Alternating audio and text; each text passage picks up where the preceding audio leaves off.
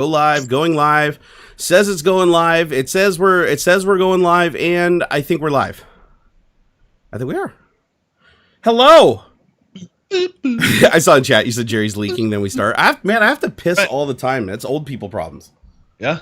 Like you haven't got there yet. Houston, you'll get there. You'll get there. Eventually you're gonna get old and that beard's you're gonna be like sitting on the toilet like old Father Time. So you're gonna be taking a poo-poo or pee-pee.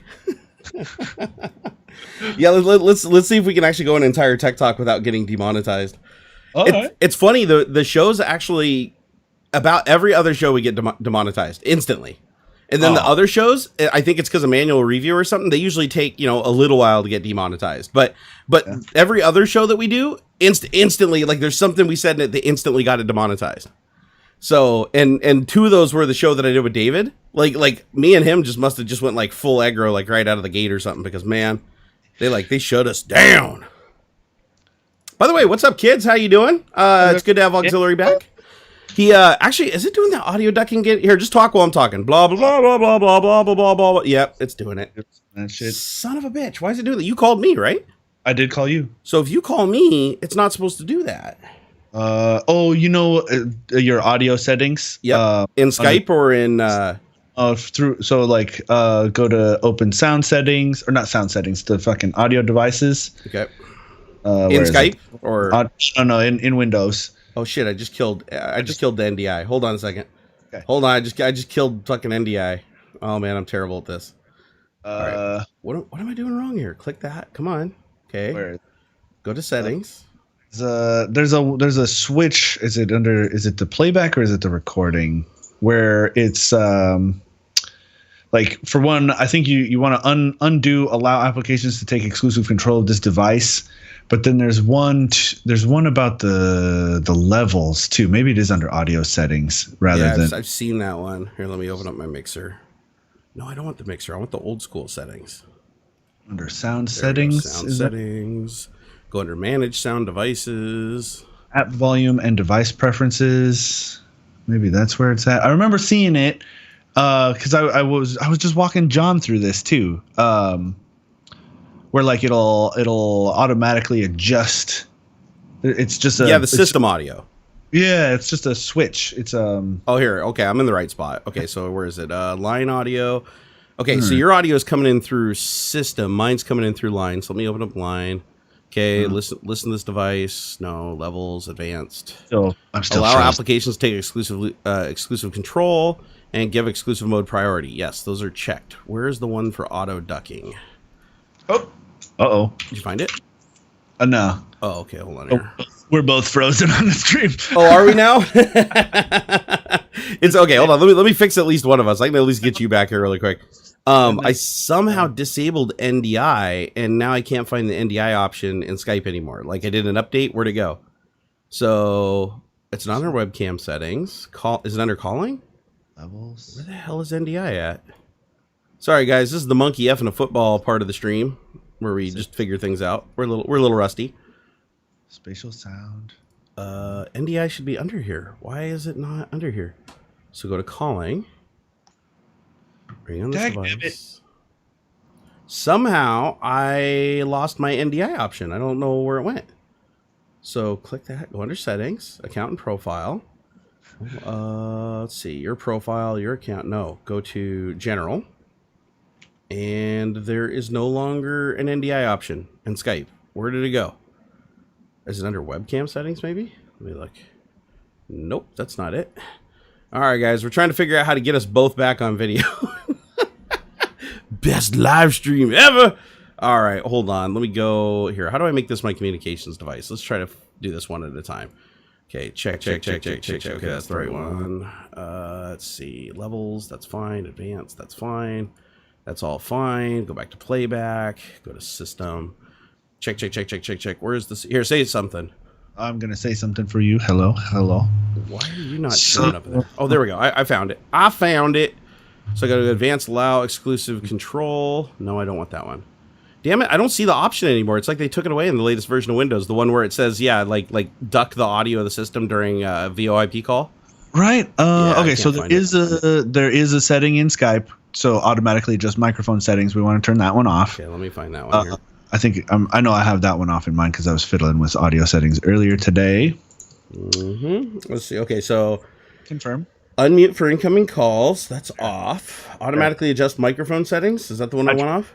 I turned mine off. Is that better? Is that better for me? You check. Nope, still stomping on you. Stomping on you. Okay. Here, just make a continuous noise. Is it off on your side too? Then. Yeah, no, it's knocking you down. No, it's off. It's off on my side. It's like these are the problems that we actually finally resolved. We fix this. Coming back. You calling me, or I calling you, and then unplug it and plug it back. Yeah, right. I know that we're literally to the unplug and plug it back in stage of this call. Let me see if I got. Hold on. Let me go under some of my other settings here, like under general. Yeah. Okay, so launch Skype and background on close. Like I'm just gonna keep talking over you and stuff, just so we can know if we fix it or not. Yeah, no, keep saying stuff. But if you guys notice, I'm walking over him every time I talk. It mutes him down to like almost no audio. And it's the system audio doing it. So we have to fix that because this is always leads to like a really bad show. So we're going to fix it. Sound devices. And then, are you using RTX voice on your side? I am not. I guess you wouldn't hear it anyway because you're listening to me through the mixer, right? Yeah. Yeah. So let me see if there's anything else that could be fucking with things. Okay. So the microphone says it's in use by 2 applications. Let me see if I can figure out which one's using. So OBS is using it and Skype is using it. Wait, why is OBS using it? App volume and device preferences. OBS should not be using the microphone. So why is? Or wait, no, I take that back. It has to split it between both of us. Never mind. I'm full of it. All right. Let's see what else could it be. So under speech, these are all volumes and stuff, but we want. That's kind of where we want to be, but we want to stop. Additional device properties. Okay, so it's going to bring up the system thing. I'm trying to figure out what screwed this up in the first place because this was like all working flawlessly. Had to have been a Windows update or something. Under the audio device properties OBS is used. So wait, Skype. What is the device that Skype is using for input for? It's using my mixer input, the same one as I'm using in OBS. So on all of your device properties for audio, under advanced, there's a option called exclusive mode. Allow applications to take exclusive control of this device. Are all those turned off? Let me check. So let me open up my little sound. No, don't detect problems. Oh, that's video. Okay. Okay. Not open sound settings. Let me go into the sound control panel, the old school one, and then let me go into my audio device and disable exclusive control. Okay, exclusive control is disabled for system audio, which is what you're coming in on. I would go through them all and turn them all off, just in case. Yep, let me do it. Let me do it. So don't talk over each other. The thing is, there's a bit of a delay during the call. And so like I could start a sentence half a second before Jerry realizes and he could start, or vice versa. Correct. Because we may only be whatever, I don't know, 60 miles apart and 80 miles apart, but there's still a million miles of internet between us. Let me check. Because the OBS Studio did have an update at some point, so I'm wondering if it messed with stuff too. So let me go into settings here. Oh yeah, there might be something in there. I'm just checking them all because it was like we had this thing working flawlessly, and we figured out that with Skype it was just you had to call me, and that resolved it. And for some reason, it's not resolving it anymore. So, okay, both microphones are good coming in. You're being recorded from system audio. I wish I could just break you out to another audio stream. I wish that Skype allowed that, but it doesn't. Yeah. Well, wouldn't that be part of the NDI thing? Wouldn't that give you an audio stream as well? Or is that actually it might. Actually, no, you're totally right. Hold on. Let me mute system audio. Hold on. They won't be able to hear you. Let me go down and see if I can find you and enable you. Wait, is that it right there? Say something. Okay, that's the wrong one. Hold on here. Did you find it? There we go. I got it. Hurrah! All right, so just start talking. Blah blah blah blah blah blah blah blah blah blah blah. Nope, still ducking you. For each other, that sucks. The fact that it's still ducking you though tells us that it's for sure Skype. It's 100% Skype. But so Skype, the fuck? Here, let me get my video working again. What? Okay, so fine. Use Discord. Discord has shitty audio quality. It does, and it even drifts worse than Skype does. And the delay it's well enough I guess that was like our first dozen episodes we're using Discord, but we had the same issue there too. Yeah, it was the same issue. So, man, this sucks because this is the one that like went away when you started just calling me. Yeah. So let me do a disable and re-enable on my camera here and see if it's gonna play ball on my back. There we go. At least we got video back. We have audio now coming in from Skype. I had to disable the system audio though, so like dings and dongs and all those are gonna be gone, but that's fine. How to stop Skype from lowering the volume of everything else? Yes, we need to figure that out. Any application or game that is running when you receive a Skype call is automatically reduced by up to 50%. In some instances, the volume settings do not return to previous levels after the call ends, which can be a nuisance. Okay, switch to the... Well, fuck that. This is what? 8 desktop mode. This is an old ass article. Well, okay, still. Okay, so go under select sounds from... Okay, so we're gonna it's under what is it, sound settings. Where in Windows or in Skype? Communications tab. So that's going to be under your normal audio devices. See, I couldn't find the communications tab. That's weird. Yeah. Okay. It's like they took it out. Like it used to be. So you'd go to like open sound settings, and then you go get the old one up by doing was it ease of access. Go to sound control panel, and then you get like the old school one. And then under the old school one, you can go into like the speakers, and you can say this is the communication device.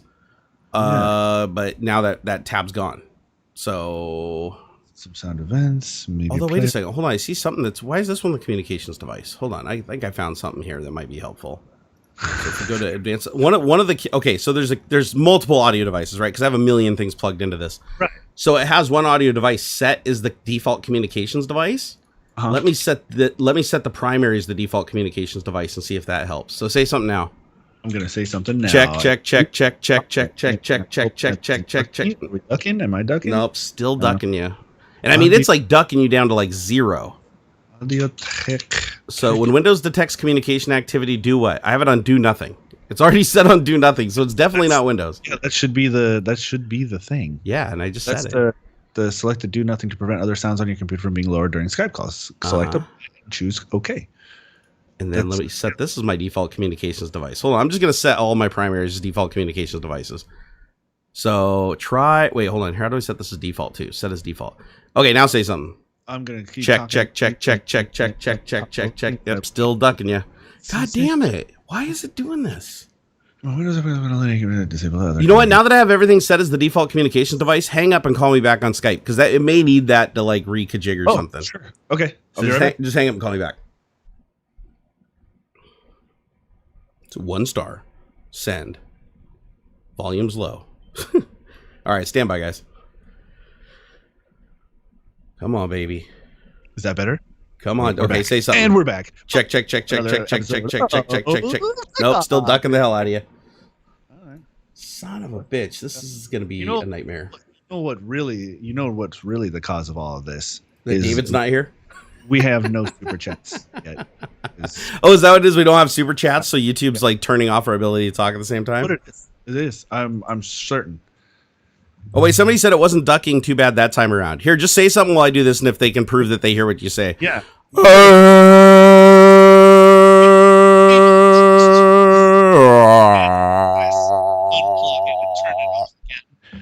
All right, could you guys understand anything he was saying while I did that? Good old mumble and ventrilo. Yeah, right. Who even paid for ventrilo? Nobody did that. It was TeamSpeak for days. Yeah, they couldn't hear him. It's still happening. We must figure this out. Okay, today's Tech Talk has turned into let's fix this issue so we can actually have a show without having to say over like we're on CB radios. Terry, thanks, Mopar. For the $5. Here's what I got. Here's our troubleshooting steps that I have thus far. Is in OBS Studio, I can see the VU meter and I can clearly see it ducking when I'm talking. Like it's it's either happening in OBS Studio or it's happening in Skype. It's got to be one of the two. Is there another way to programmatically inform Skype to respect my application settings? Okay, thank you for letting us know. It does not recommend other applications running while using Skype for better Skype calls. Rest assured that your feedback is duly noted. Okay, fuck yeah. Fuck you. Can we cuss on YouTube and not get demonetized? Is that okay? Is this? I've had episodes where we said fuck like 1,000 times and it was fine. So I guess it's just at their discretion. We're not going to stop swearing. It's impossible for me at this point. Look, if I'm not if I'm not in an environment that requires it, I default to fuck is my favorite one. So it's a good one. It's a goodie. I am quite partial to it myself. Yeah. Okay. I was trying to let somebody know what my setup here was, and I got distracted. Behringer Q802 USB. That's what it is, with an Audio Technica AT2050. So Alex Mizikiel out there, it's an Audio Technica AT2050 that was that's my 2050 by Mr. Barnacules here, and I have a Behringer Xenix Q802 USB, which, by the way, a little complicated to get set up correctly. I do not recommend it as a beginner device. It is a device that is mildly inappropriate for what I'm using it for. In a similar way to Jerry's Yamaha. Yeah. It is way overcomplicated for what we're trying to accomplish. I've never used it to its capacity. Yeah, it is ridiculous. Honest to goodness, I would save up. So this cost me like $120 or so, $115. I'd save up and get a Go XLR Mini. Honest to goodness, it will be a million times simpler. It's built and specifically designed for plugging an XLR mic for streaming. You can adjust game app. Like what happens is the Go XLR is seen by Windows as multiple sound cards. And so you can tell your game to go to one sound card, your Discord to go to another sound card, your microphone, all this stuff. And it has sliders to adjust each volume for all of those devices, and then pushes it out as one mix. It is a much simpler device, and that's my next upgrade is going to be a Go XLR Mini, because this thing is it was really complicated to get it to work the way that I have it now. You know what? I have audio ducking. I just checked. I have audio ducking disabled in this actual Skype settings, or not Skype. Yeah. Sorry, OBS. So I have OBS, Skype, audio ducking is disabled. It's set as my default communication device in Windows. I set it to do nothing on audio activities. So I cannot figure out why the hell it's doing this. And you're coming in audio as NDI. So the only thing I can think of is that it's OBS Studio doing this. Yeah. Because you're coming, I mean, I'm sending the audio from NDI over from Skype, and I don't think Skype has any control over the NDI. It's just sending it. Just make your own video streaming site. Yeah, right. Let me talk to, Kevlar or something, and we'll see about that. Let me try calling you. Let me hang up on you and call you back, see what happens. All right, hold on, guys. Do. Ba-dum bum ba-dum bum bum.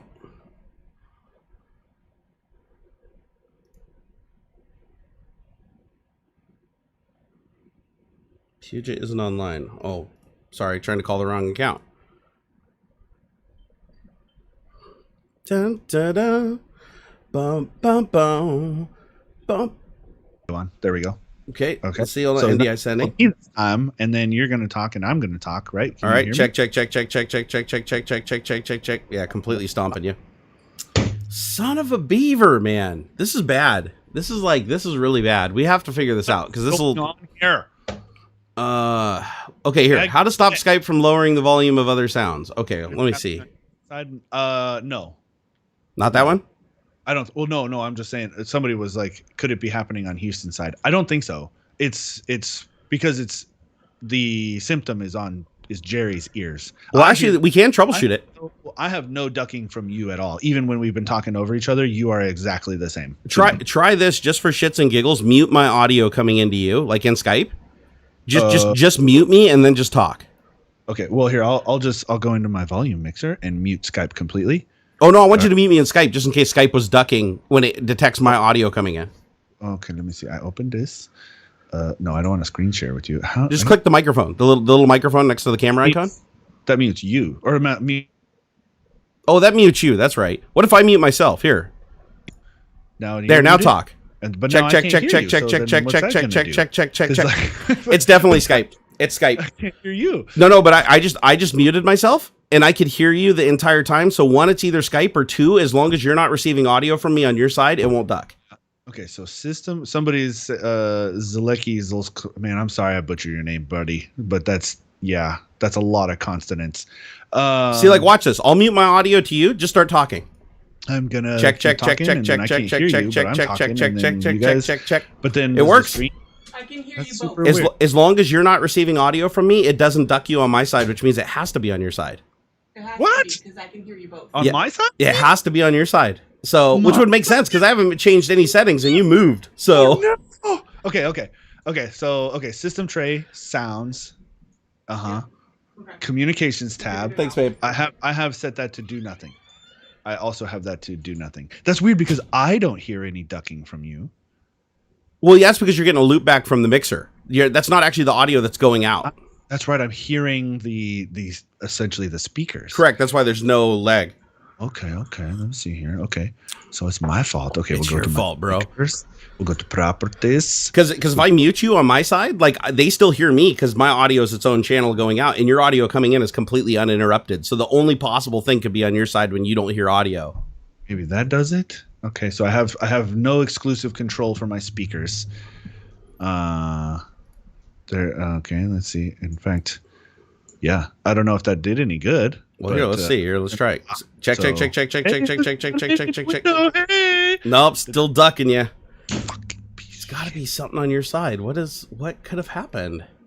So settings. It doesn't make any sense. What have you been? Did you play with anything when you moved your computer, like, and got it set back up again? No. Okay, let's see here. Audio, video. Well, the only change is the mix now, right? How I was telling you that it's coming out of my sound card into the mixer, and then my microphone is set to the mixer. So let me see here. Maybe there's that side. We got listen, levels, advanced. I'm gonna turn off exclusive control of the microphone sound. So both of the devices that I have set for default device. So recording is the mixer. Okay. I have now to not exclusive, no, right? Allow applications to take exclusive control of this device is turned off. Okay. That's weird that it says one channel. Like, I'm going to put that to 2 channel. This device is being used by another application. If you can stop working, do you want to continue? No. I'm not going to fiddle with that. More fucking problems. Okay. So I guess how is that working? Is that let's check. Nope, still completely wiping you down to 0. It's like when you start receiving, and it makes sense too because there's like a half a second delay, which makes sense because like the audio is hitting you, and then your computer's preventing it from sending audio back to me while audio is coming out. It's almost like your audio source is rigged so you can only receive audio or send audio. You can't do it at the same time. That's super weird. Because like I said, if I mute myself and you talk, we can both talk at the same time. Both people hear us on stream. That's why I'm saying that it wouldn't be on my side. Right. So answer coming. Allow NDI users to capture audio video feeds and make sure them available to others on the subnet of your computer network. I don't want to do that. Automatic start, blah blah blah blah. I'm just going to go through here and like meticulously look at everything. Echo cancellation setting in Skype. Is it when try disabling all that shit, or is if it the system? No, yeah, I don't have any. Yeah, I was just looking at the audio settings in Skype, and it's fine. So this is can automatically adjust the volume of different sounds when you're using your PC to place or receive telephone calls. When Windows detects communications activities, do nothing. Do you have like a USB headphone mic or something that you can plug in to see if that works? Yeah. Plug that in. Let's see if that works. That way we can at least rule out the mixer board. Okay. Because this is crazy. We had this problem for the first couple of streams that we did, and we resolved it, guys. And it like went away, and everything worked great. And but if every time I talk or a noise happens in my environment, it mutes him. That's not good. That's gonna be a problem. So that's why we got to spend some time troubleshooting this, guys. All right, so we'll get her figured out. All right. So what I'm going to do is just turn the volume down. Actually, I'm going to unplug the XLR cable from my AT2050. Okay. All right, he's going to plug in a headset microphone because we're trying to see if it's his mixer board that's doing this auto ducking thing because it happened before and then it went away. I know, Mopar, right? It wouldn't be a tech talk without. Okay. Oh, so now this is coming through. Check. And yep, it's your mixer board. It's the mixer. It's the mixer because you're now I'm not ducking you. Oh, let me see. Then maybe. That is a weird feature for a mixer board. You know what it probably is, though? Is it's probably so you can talk on an open air microphone with speakers going. So when the audio comes out of the speakers, it basically mutes itself, and then when you're talking, it unmutes itself. There's like something going on like that. That still seems really weird. I don't know. It shouldn't. Like, it shouldn't adjust volumes on its outside of the knobs. Yeah, like now, go ahead and talk while I'm talking. Ooh. Yeah, so during this, this is using the this is the Blue Yeti that I have plugged in. So let me try this. I'm gonna mute the Blue Yeti. Okay. Yeah, that was working perfectly. We are a bunch of knobs.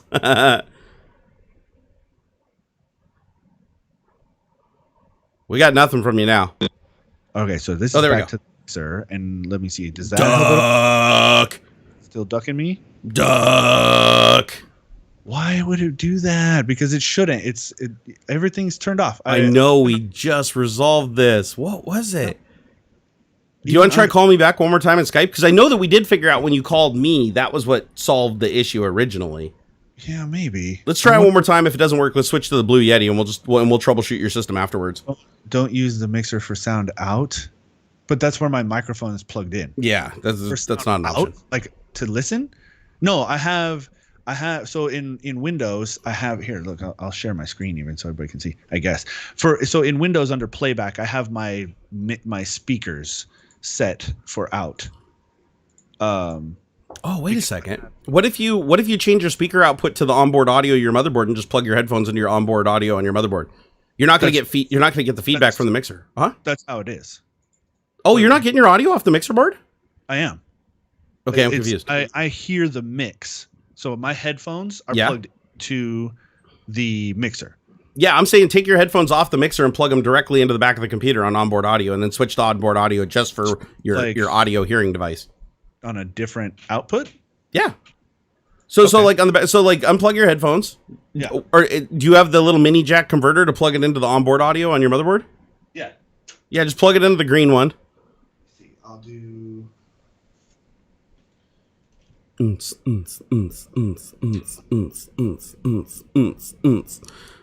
Drama button doesn't work here, XO. I'm thinking I need to set it up though. I guess I don't know. We'll see. All right, now try saying something. All right, he's got to set up his hearing audio device now. It's not going to work. You don't think so? Because I have talk. He's right. It's still ducking him. Instead of using the mixer for. Let me unplug that part. Troubleshooting. Headphones. Wow. Okay. So we're okay. So did you? Woo! You're wicked loud. Hang turn. That's me. Okay. Well, we're check. And you're not being ducked anymore. That's still wicked loud on my side. Why is that so loud? Now adjust it in mixer. Go into the mixer settings and pull down the volume. Let me see here. Set that. Sound like your mixer. You don't have a volume knob now. So you got to use the slider. Oh yeah, I'm gonna have to use the system sound now. Yeah, just down your task tray. For crying out loud! No, where's my volume mixer? Just click the little speaker down the task tray. Yeah, and then pull the slider down.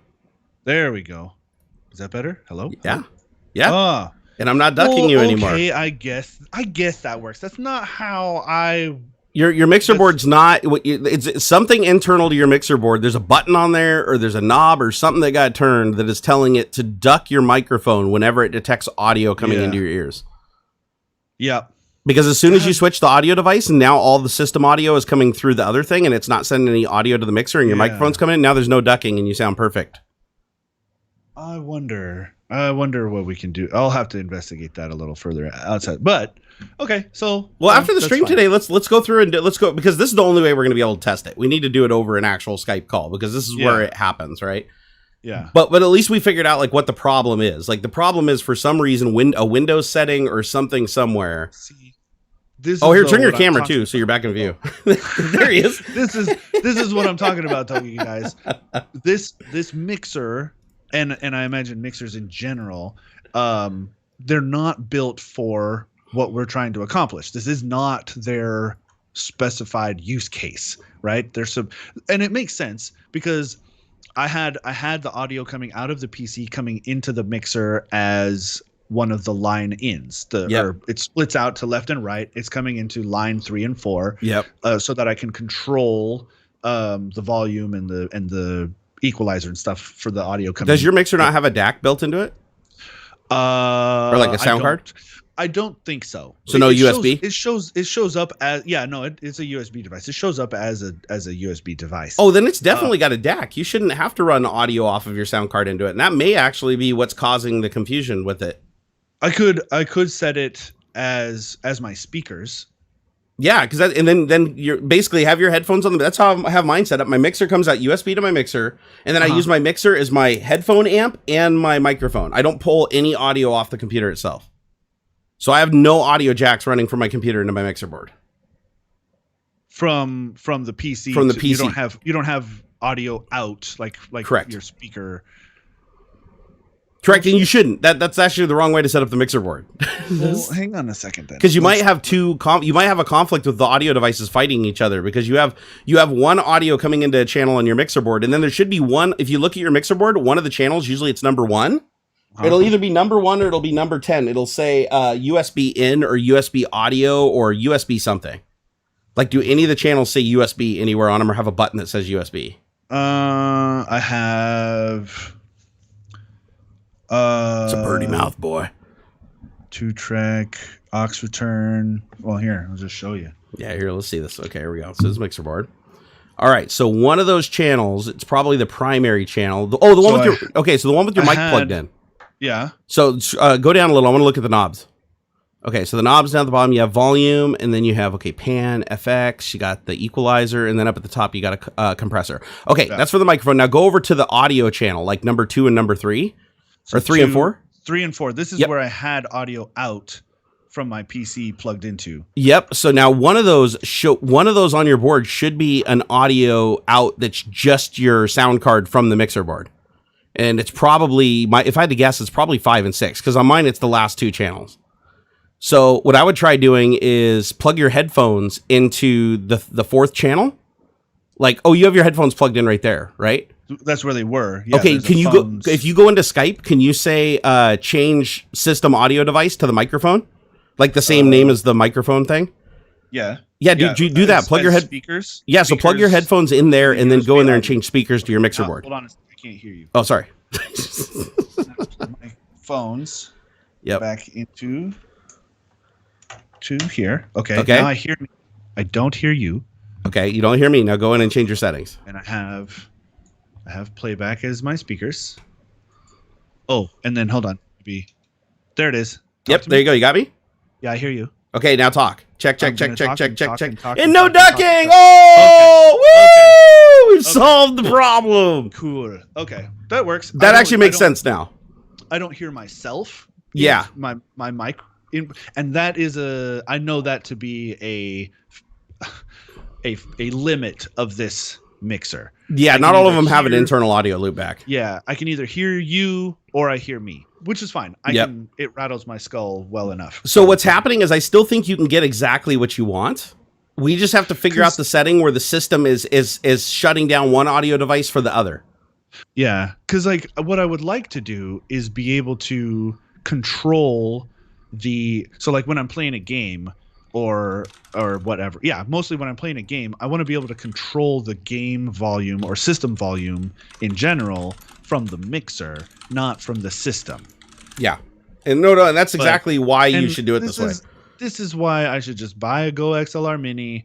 It'll do exactly that because it's built to do exactly that. So it's too many weird fucking. Here, show me your mixer again with your camera though, because you should have, because mine has if I can push a button and it kills the loop back too. So there's got to be some little button on there.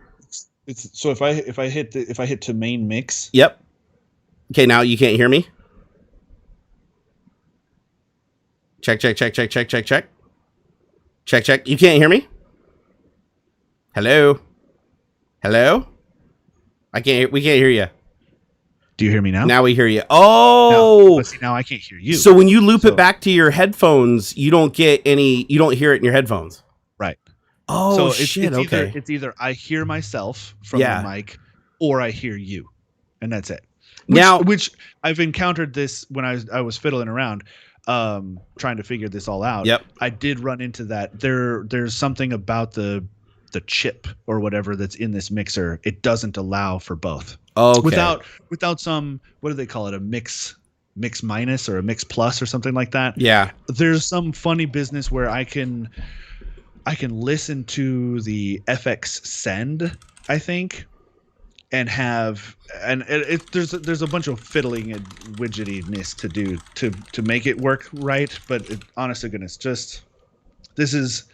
there's a video called "What's Wrong with the Behringer Mixer and How to Fix It." That's the video I'm talking about. Okay. And he talks about like looping it back through the FX send or something like that, and this and that, and it's just that's why I had this splitter plug and stuff for the audio out and all this. It's just oh, wait a second. Does your mic have an output that on the mixer board? Is there two connections, like one for mic and one for like output or line level output on channel 1? I have a lot of outputs. Here, point the camera at it again. I think I might know how this mixer board works. Oh yeah, what is that headphone looking jack right below the microphone? Is that also a mic jack or is that an out? It says line in. Okay, so that's a line in. So that's okay. That's a line level input. And then is there any knob in that first row that says like mix or I have a main mix. I have phone's control room. And so like this one makes shit way louder for me. Okay, so that's the difference between like gain and boost. Okay. And the main mix doesn't do anything for me, but that changes it for me on my side. Yeah. I hear my microphone go nuts, like up and down. Yep. Yeah. But see, I don't hear the main mix because I have this button turned off. I turn the main mix on to hear what you hear. I can't hear you.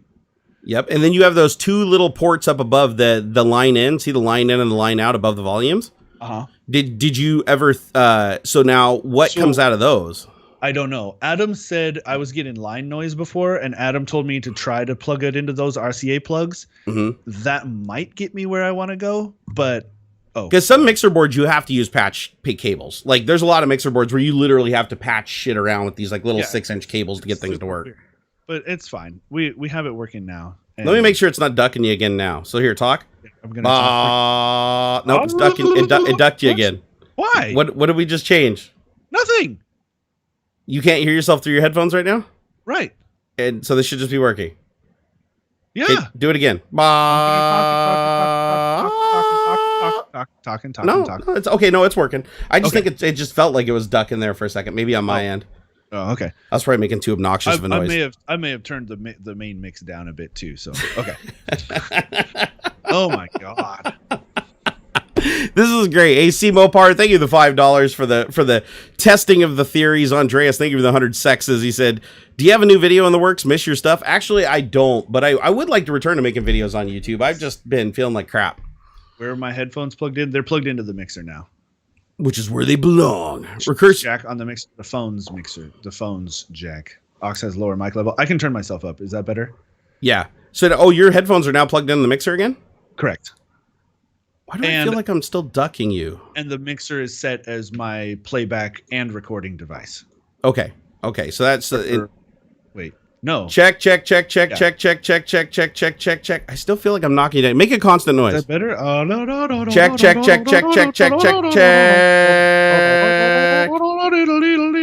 not bad. It's a lot better than it was. It was ducking you to zero. Jonathan Evans, sound engineer here. Those two RCA above are called 2-track. Right, they're labeled that way. Where you can almost run a separate mix. So backing tracks for vocalists, et cetera, 2-track to main is an option as well. Yes. Again, this is why I don't recommend this mixer. You know what's funny is I do recall having very similar problems to what you're having back when I had my Mackie. And my Mackie that I had was except for yours has USB. This one didn't have USB, but I was doing the thing where it was like sound cards out, microphone amp into the computer, in and out. Like I had like a dozen audio cables coming off of this thing, and I remember like to keep it running. I mean, it felt like an old broken motor. Like every day you had to like take it apart and blow it out to like get the thing to work. And I ultimately pulled the trigger on the Yamaha, and this thing's been great. But there are mixer boards all have their little like niggles about them. Like for instance, this one right here has a button that if you push, it just for no reason that I can figure out beyond. I mean, all it says on the button is mono or stereo. Yeah. And if you push the mono or stereo button, it completely kills all audio output on the left and right channel to the speakers. But you still get audio through the headphones. And then if you push that button and you go to mono, then you get stereo output through the speakers, but then you don't get anything through the headphones. It doesn't make any sense, like at all. So I've just learned through trial and error to just leave that button in that place. So every once in a while I'll start a stream and I'll forget that I pushed that button because I was listening to music on my speakers. And then I'll go on stream and people are like, hey, I can't hear you. What's going on? And I'm like, I can see my microphone. It's moving, but then I have to push that button and then it goes to the headphones and the microphone again. Very bizarre. Yeah. Very bizarre. And so Jonathan Evans he says, why are you guys using live event mixing decks for streaming again? Because there really isn't any other option. Because we're fucking badass. That's why. Get on our level. Again, it's not an appropriate device for the use case. and like at the moment, the only other option is something like the Go XLR Mini. And we're too poor people for those guys. Come on. And which, I mean, you know, without other more complicated solutions, multiple sound cards, DACs and things that like you could, but now we're starting to get into more expense. Like this cost me $115 or something. And honestly, I should have just kept on with what I was doing and waited. I had a whole weird complicated voice meter banana setup. Well, technically, you needed the mixer, right? Because I gave you the Audio Technica mic, and you needed a preamp for that, no matter what. Right.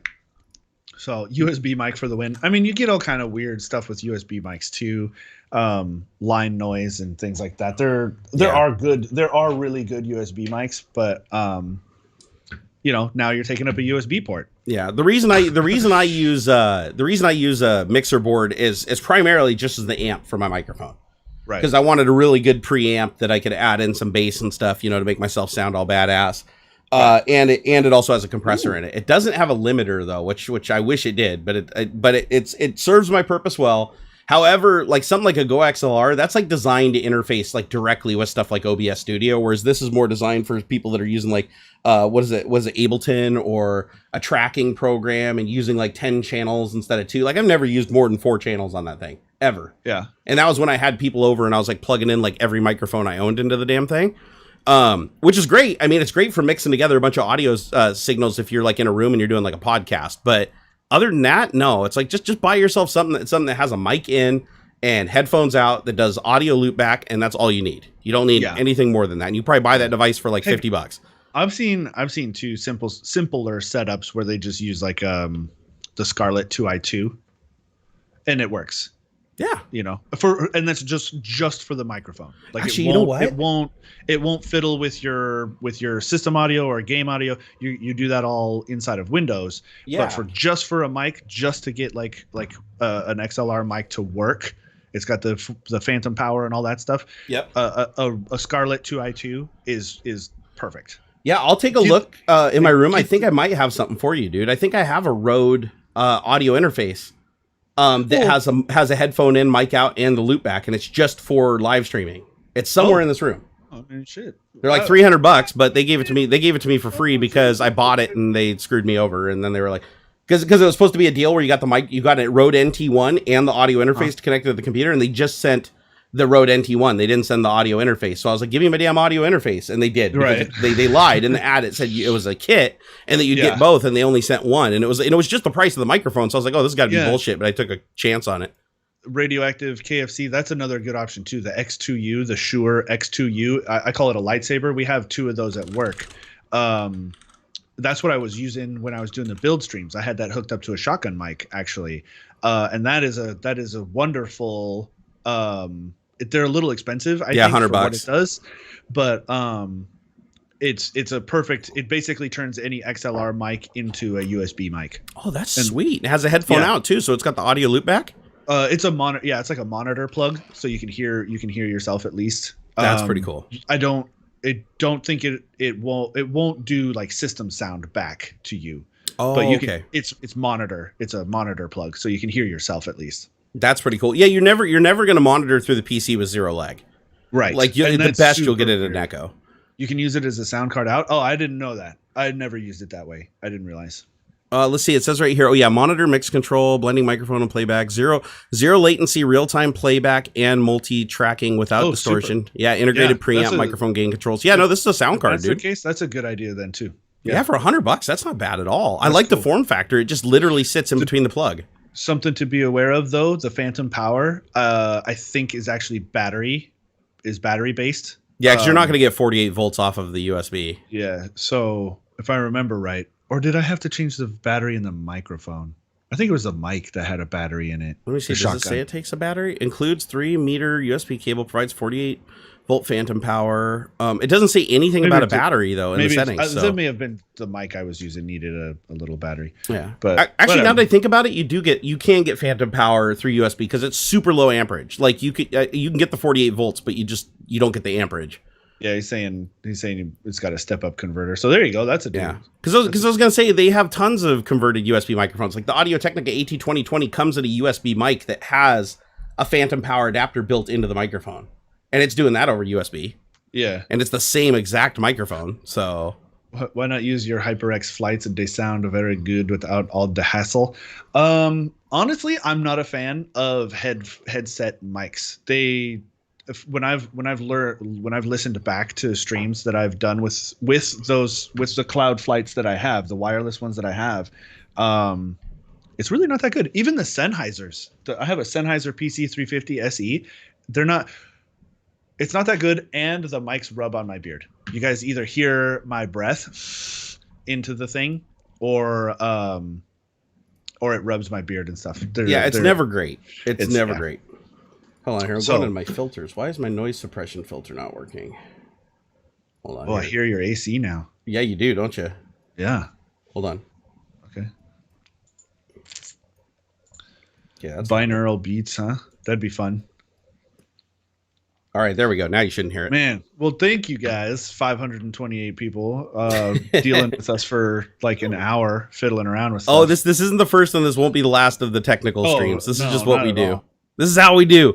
Hey, Reverse Thinking, thank you for the $5, man. I appreciate it. He said, for that GoXLR mic mini fund. Hey, woo, thank you. Dude, the GoXLR is like a sweet piece of equipment. So is the Rode. The Rodecaster is actually more capable. It doesn't look as cool, but it's definitely more capable. The Podcaster? Yeah. That thing's expensive as fuck, though. I thought it was like $100 more than the GoXLR.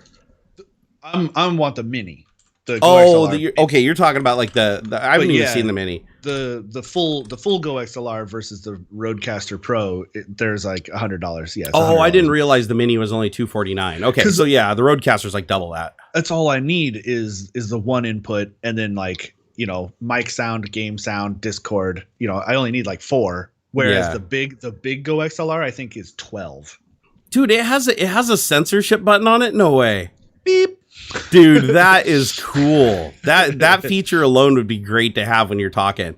Right? Yeah, because I would just use it all the time for like the unnecessary stuff, where you bleep things that shouldn't be bleeped. Yeah. Be like, dude, you wouldn't believe I have a giant beep beep. Oh my god, it's so nice. I like to touch it really hard. Beep beep beep. And I'm like talking about my food. that would be pretty fun. So actually, I don't even know if they're back in stock yet. I know because Rode was going to send me a Rodecaster, and they put me on the list, and they're like, yeah, we don't have like any of these in inventory for ever. I bet. So yeah, that's been the big problem lately is even if you want to get stuff to review, it's like it's tough, man. It's tough. Even with the RTX cards, it's like they sent those out, and it's like if you had a dead one, good luck getting a replacement. Like they literally like sold every single card that from what they needed. Yeah. They didn't keep a lot of spares on hand. So let's see. Okay, well we did that. That was great.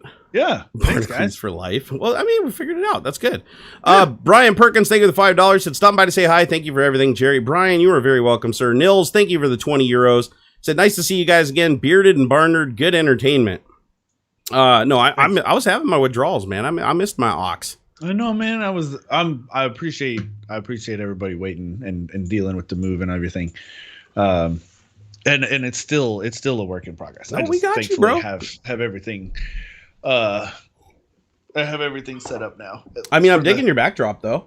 Thanks. It's like your lighting is so much better because of that natural light. Yeah, big. It's like what is this? Like a 5-foot window? Easy. It's really tall. Yeah, it's like, I mean, your lighting actually looks better than mine, although it's a little hot again. But your lighting actually looks better than mine does with like 2 freaking aperture light storm panels. It's like I'm literally like blinding myself with light. That's what I like about natural light too. Is it's like your eyes are more used to it. Yeah. So it doesn't feel like you need as much of it. Like when you use artificial lights, there's hot spots all around the room, and it's really a lot of eye strain. But like outside, you can like open your eyes very comfortably and just like walk around. But there's like 10 times more light coming into your camera. Right. I don't really understand how that works. Like, I don't know if that's because, like, I don't know, you go outside and your iris adjusts better than it does to fake light, but it's true. It's absolutely true. Right. Oh, yeah. Everything looks better. Or like the magic hour. See, we should do a stream once a week at the magic hour. What is it, like 5 or 6? Right. It changes depending on the season, right? But like where the light goes, whoa, dude. You like made yourself look like a claymation character. Fucking with the contrast. Trying to maybe. Yeah, I'm just trying to. You need to find the exposure. If there's one that says exposure, like find the exposure slide down and pull that down a little bit. Maybe here because brightness pulls down everything. Exposure just pulls down the peaks. Yeah. Let me see here. Got to get this dialed in for the new house, guys. Hey, what's up, Shoe Nice? How's it going, brother? Still hasn't died from like eating curtains and toilet paper tubes. I'm proud of you, bro. Hey.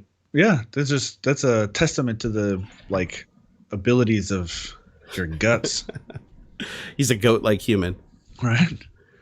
Where do I get to the settings for this freaking thing? Because I don't like Logitech's webcam stuff. Sucks.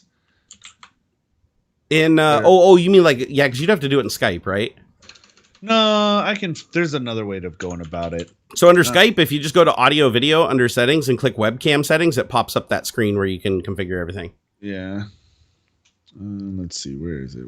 I can even pop it up for mine and be like contrast. There we go. This button. That's what I wanted. Okay, contrast, backlight, exposure. That's what I want. Dude, do I look like I'm on like a fisheye camera? A little bit. What happened here? Like he watches me on a different camera than you guys see. Like I have 2 cameras. I have one for Skype and one that's not. But yeah, too far. That looks better. Oh, ooh. Is that here? Look at the camera. Look into the camera. Ooh, just I like that exposure, but yeah, you just need like a touch more brightness now. You gotta just feed it in gentle. Maybe like one more bump. Oh, right there. There it is. Maybe even bump you in just a little bit of saturation. Do you got a saturation bar? Up the saturation. Yep. Give her just a little bit more saturation. So you don't look like Edward Cullen. Just a little bit more. Mass saturation? Yeah, it's not even doing anything when you're moving it. Oh, it's a little bumps. Okay, we'll go bigger bumps. That's weird. That's not changing anything. Oh, maybe I don't know. Maybe saturation doesn't work. We'll go bigger bumps. I feel like I'm changing a little bit. Really? Oh, we'll crank it all the way. Oh, there it goes. No. There's there. No, that worked. Oh God, it's too much. Too much. I'm oversaturated. Too much. You're now a tomato. There you go. Right there. Right there. I think that looks pretty good. What do you guys think of chat? Is that pretty good? Is that okay? Damn, he's just using the Logitech C922, guys. Like, it's nothing special. And with that natural light, see, lighting is everything. Like, fuck the camera. Like, unless you're... Yeah, the white balance, too, is on auto. So, okay. Too much. Some people are saying too much. It looks pretty okay. I think it looks fantastic on my screen. I'm looking at the stream itself, and it looks pretty good to me, so... Yeah, if anything, mine's off more than yours. I noticed, by the way, do we have a sponsor? Oh, shit. TheTechBandits.com? We do. Actually, I know why everybody's complaining about you. I added filters to you on my side. I got to remove them now. Oh. Hold on. Because I'm looking at you in Skype, and I'm like, I don't notice anything. Hold on, let me clear the color correction. Stand by. There we go. All right, how's that look now, guys? Because I was color correcting you on my side. Better. Yeah, I was color correcting you on my side. Yeah. Whoopsie. Oh, that's very more natural now. Okay. Yeah, one of these days we'll actually sit down and document this whole thing out so that we know where everything's set and make sure we don't add filters on top of filters on top of filters. That's what I look like with no filters, by the way, guys. This is just straight up like live camera feed, and then I add this in to give it, because it's funny, man, on professional cameras. Color correction is great. You have to do a lot of color correction. Yeah, on these. Without it, it's all grayed out. Yeah, it's like there's nothing. But that's how you get that really like nice saturation, is don't let the camera do it. Instead, send a signal with very mild saturation, then amplify it where you want it, and you get a picture that just is so much better. Like, you can oversaturate the hell out of this thing. I mean, I can look like, oh my god, nuclear winter, oh Jesus. So here, I'm gonna match my saturation to you, so that I'm not overly saturated. So Wolverine's asking, how do you do that? So there's different ways to go about it. Lots. So what I was just doing, I don't know how to do this. I know there's a way to do it from the system, but the way that I know how to get to these settings is through OBS.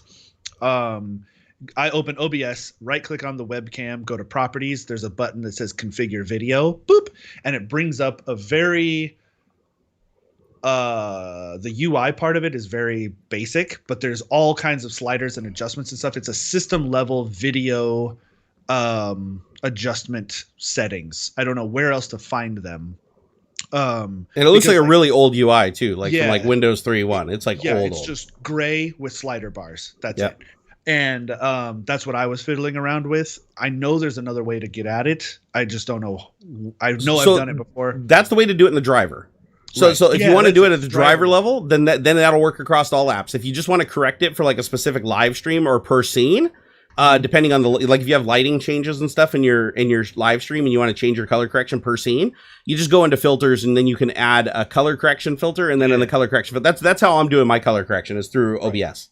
Yeah, and that's a filter which that's fine too. So you either leave the driver level stuff alone and add a filter. I would recommend that if you're using your camera for other things too, because then the stream is going to look this way, my YouTube videos will look different, and then you can fiddle with color correction in your post processing, right? When you go to Premiere or Resolve or whatever. Yep. What is OBS? OBS is the open broadcast software. It is the open source broadcasting software that most live streamers will use to broadcast their live streams. It's the best. It is the best. Yeah, it really is. I would like I use Stream Elements flavor of it. It is free. It is 100% free. I really don't recommend Streamlabs OBS. It's pretty handy, but it kind of locks you into their ecosystem, unfortunately. Yeah, big time. I would get Stream Elements version of it, because they have really neat things. And some of these features may be available without it in just the regular OBS Studio, but I like that it has like the chat is integrated into the OBS scene, the screen itself. Chat, the title updater, stuff like that it's built in right there, which is super handy. Yeah, no, I agree. I think OBS Studio, and they just upgraded it, by the way. OBS Studio just had a new update a few days ago that actually brings in virtual cam support, which is something that you got in like XSplit that you had to pay a lot of money for. And there was a plugin for it before, but now it's actually native and in the code. So you can literally have a camera used in any other application like Skype, and then you can basically run it through the virtual camera, and you can have it show up in both places at the same time and share it just like you would a microphone.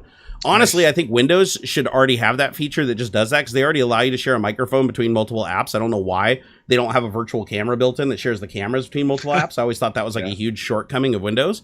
But now they at least have that built in, which is super, super handy, because there's a lot of times you may want to play a game with friends, and you may want to send them a video feed in like Skype or in Zoom or something like that while you're playing, so that you guys can all see each other in real time without the stream delay. And that allows you to do that now. And they release updates constantly. There's constantly updates released for that thing. So I am a huge, huge proponent of OBS Studio. And again, Stream Elements, there's lots of options. There's like Muxi.io, there's Stream Elements. There's quite a few different overlay services that you can get are free that'll help you with doing the animations and sound effects and stuff like that. Surprisingly, all that is done through a web service. Yep. There's nothing special about that. Like when you're on a stream and you see like tons of like animated graphics on the screen flying around and sound effects playing, it's all just HTML and CSS and JavaScript. What's super cool is the scenes, the overlays are essentially websites. Yeah. That with transparent backgrounds. Yeah, so like when you have those animated like alerts and stuff, it is a video embedded into the website essentially, but the main canvas is transparent, so like it'll just be a frame, right? And then it's transparent. Yep. And then you'll have like upon a certain trigger, which is why it's able to trigger that way. When you PayPal somebody, there's an API that will trigger the website to do something. It's super cool. Yeah. No, I love it. It's a good piece of software. And actually, here, hold on, let me see. Oh, hey, look at that! Thank you for the super chat, Jean Nicholas. Jean Nicholas. Thank you. Live long and prosper. So split this evenly. We always do. Where's David this week? Did he get yelled at for staying around longer than he should? No, he's working today. Yeah. So David's on set and actually shooting video today. So he said if he got home soon enough that he might call into the show. Here, I got to fart. Hold on. I don't know if the filter got that one, but the seat certainly did. But anyways, David had to work today, and his work is, as an actor, they don't really have like the 9 to 5 hours thing. They just have to shoot until it's done. So, so there was a good chance that he may have been here or may not have been here, but I haven't heard from him in a response on a message since early this morning. So, and he was still working. So my guess is that he's probably still working, or he is tired and just came home and wanted to rest or do something else. Yeah, fuck yeah. He's got an open-ended invitation, though. I've made it absolutely clear to him. Anytime he wants to join the show, I've got it set up so he can Skype call in. I can take the call and I can switch scenes and go to three-way video. So I've got it set up so he can literally bob in. So he's like a permanent honorary co-host of the show. Dude, it's super cool to have him on. That's so cool. I know, isn't it, man? The weird connections, man. Like I'm gonna have Trinity on a live stream hopefully here in the next couple of months from Trailer Park Boys. Oh, nice. Yeah, so it's crazy the people that you meet doing this, like, because the two industries are merging, right? It's like online media and TV. It's like you see your YouTubers now are on television. People that are on television are now on freaking YouTube and on Twitch. It's like all the worlds are merging together, right? I dig it. Somebody just walked by your window? You perked up there a little. Yeah, somebody's it's I guess you could say my future mother-in-law. Oh. Curious how the move went, how you're liking your new house. Tell them how you like your new house. I gotta go, honestly, like I think I shit my pants. So can you entertain the group for like, for like 5 minutes? Sure. All right, I'll be right back. I gotta go get the pressure washer. Sure. No, so the move is the move, man. Moving is a pain in the ass. Until moving by myself isn't so bad. I've moved a lot in my 20s and stuff, and so I'm very much a minimalist in that way. All of my worldly possessions basically fit in my car. Makes that super easier. But now, as a bit of a family man, there's a lot more stuff. And it's not just because, they're whatever. There's more people means more stuff, and so it makes that part of it makes it harder. But it went so smooth it's kind of a balance. It actually went really, really smooth. Really, the only problem so far has been, washer and dryer got super delayed. Samsung is like super back ordered on stuff, and so we're having to wait an extra like 20 days for everything. But otherwise, everything else went really, really smooth. So yay. And the house is amazing. Holy crap. It's gorgeous, man. It's brand new construction, right? They literally just finished like 2 weeks ago. And so it's fucking awesome, dude. It's 5 bedrooms, which essentially that's why this is our office. Do you have a nerd cave? In a sense. So I'm actually sharing this space with my lady. She's got her desk over there. Oops. There, you can see it a little better that way. But for the most part, this space is going to be mine.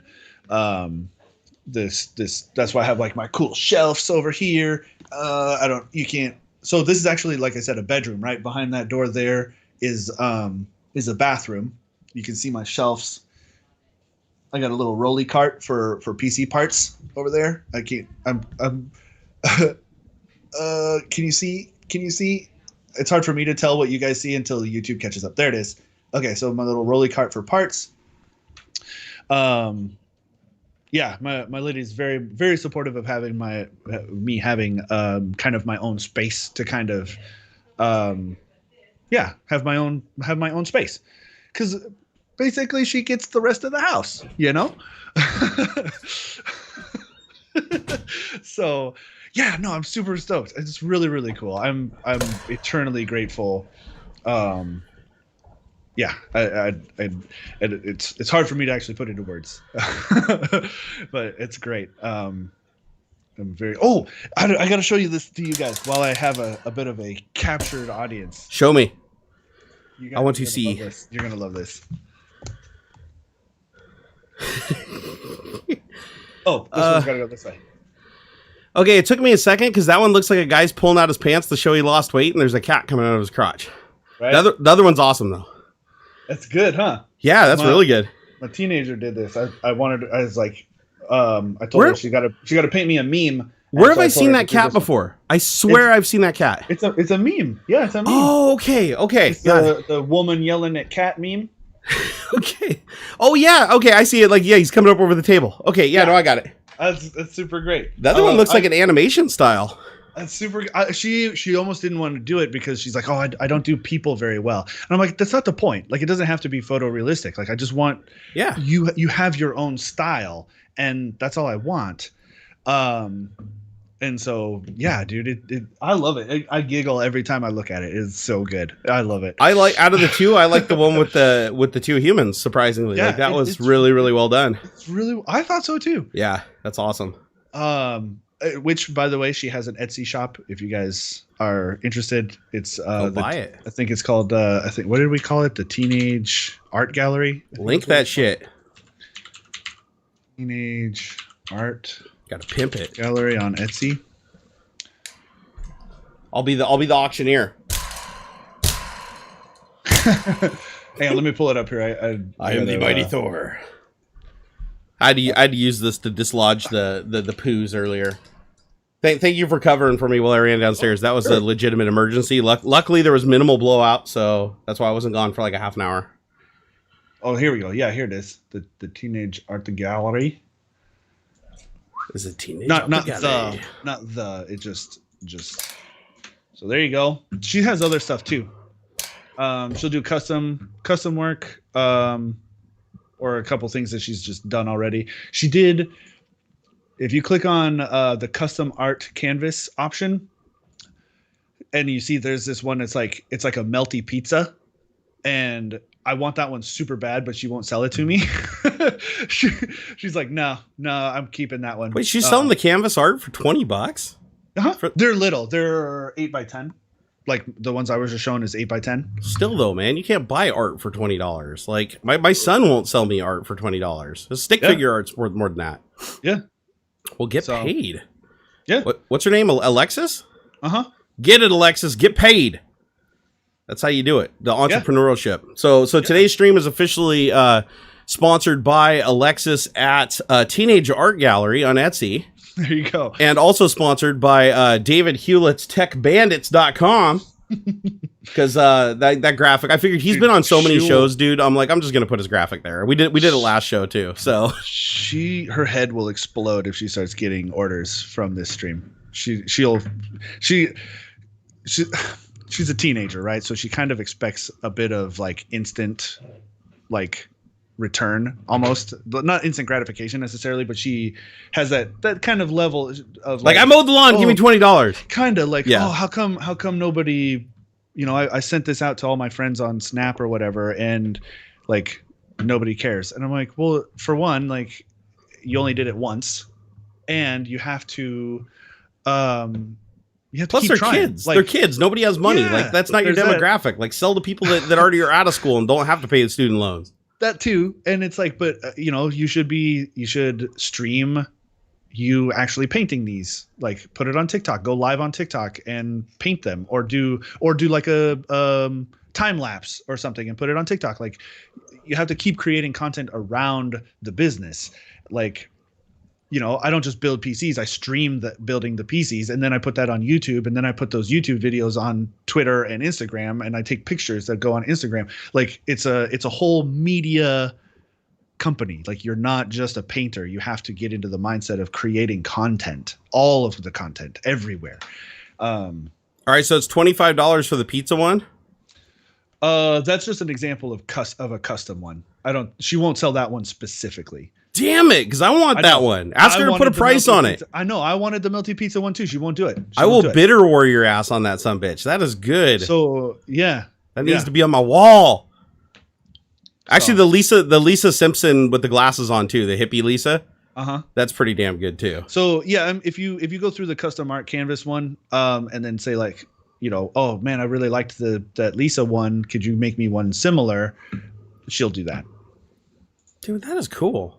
Yeah. All right, well, tell her she is going to get an order from me in the next couple of days, and remind me, because I will be more than happy to take some of this super chat money and put it towards a good cause. And plus, I need some art, because my room is like, it could use a little brightening up, to be honest. Sure. I need something professional in here. Yeah. Starbuck Tech, can she do one that says white and nerdy? Of course, whatever. Just that's up to you. You gotta. This is her thing.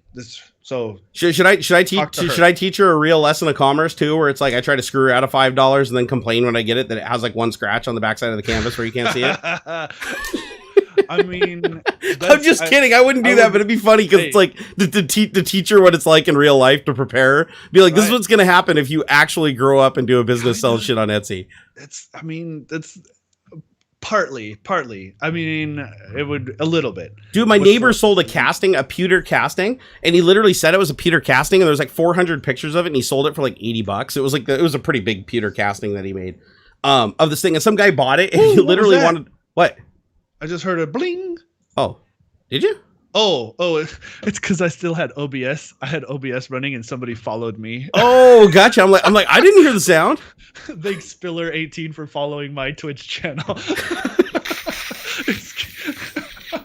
Actually, Dixie Normus became a channel member, and I want to thank Dixie Normus for being a channel member. Thank you very much. Dixie Normus is also a subscriber over on Twitch, so I got Dix Enormous everywhere. I don't know, man. Mr. Enormous Dix, he loves my channel. All right, so what are we talking about? Oh my God, this has been such a crazy show. I don't even know. You want to talk about the power of Who here in chat wants to talk about the power of graphene? I love how you have graphene in the title. Did I fuck it up? I fuck it up every time. It's supposed to be ENE, isn't it? Yeah. God damn it. I said more, but I wouldn't have enough for my own art commission spending. Hey, that's cool, man. Don't even worry about it. Honest to goodness, you guys, the biggest thing is just being here. Your time is incredibly valuable, and spending it here with us is a big deal. Yeah, and don't worry about it. We just get all of our support from the richers. So if you're poor people, just watch the stream and just enjoy. And tell your friends. Spread the word. It's free and low impact. Or there you go. High impact for us, low impact for you. You don't have to do much but share it with your friends. Exactly. That's why we go after the whales.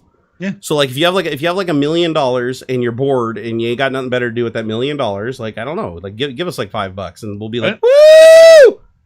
And then all the poor people can watch for free. It is a wonderful model that we live in. This is socialism, the best of socialism ever. And I love it.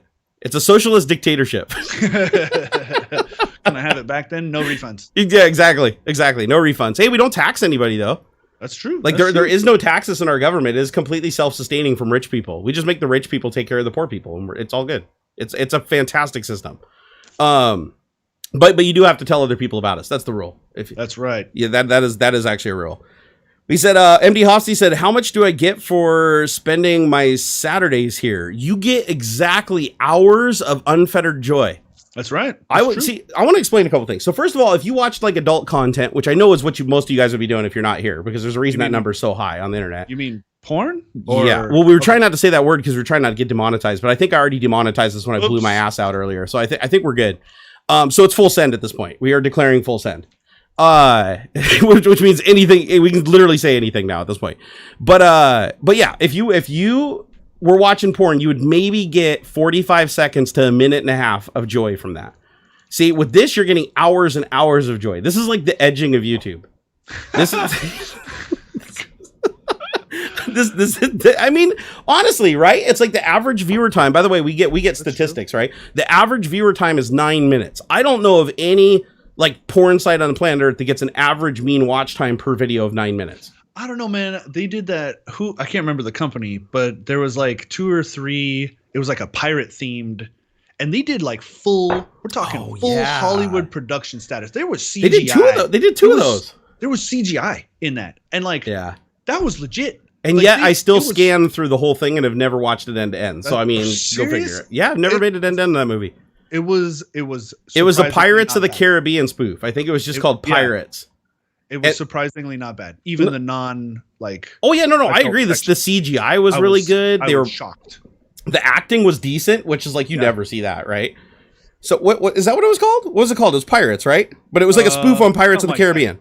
Yeah, it was pretty decent. I was shocked. So there you go. I mean, that's insight you're not going to get on other tech channels, right? Pirates 1 and 2. Like, go watch them. I'm sure they're uploaded to every site and probably named something slightly different with like characters instead of letters, so they don't get caught and taken down.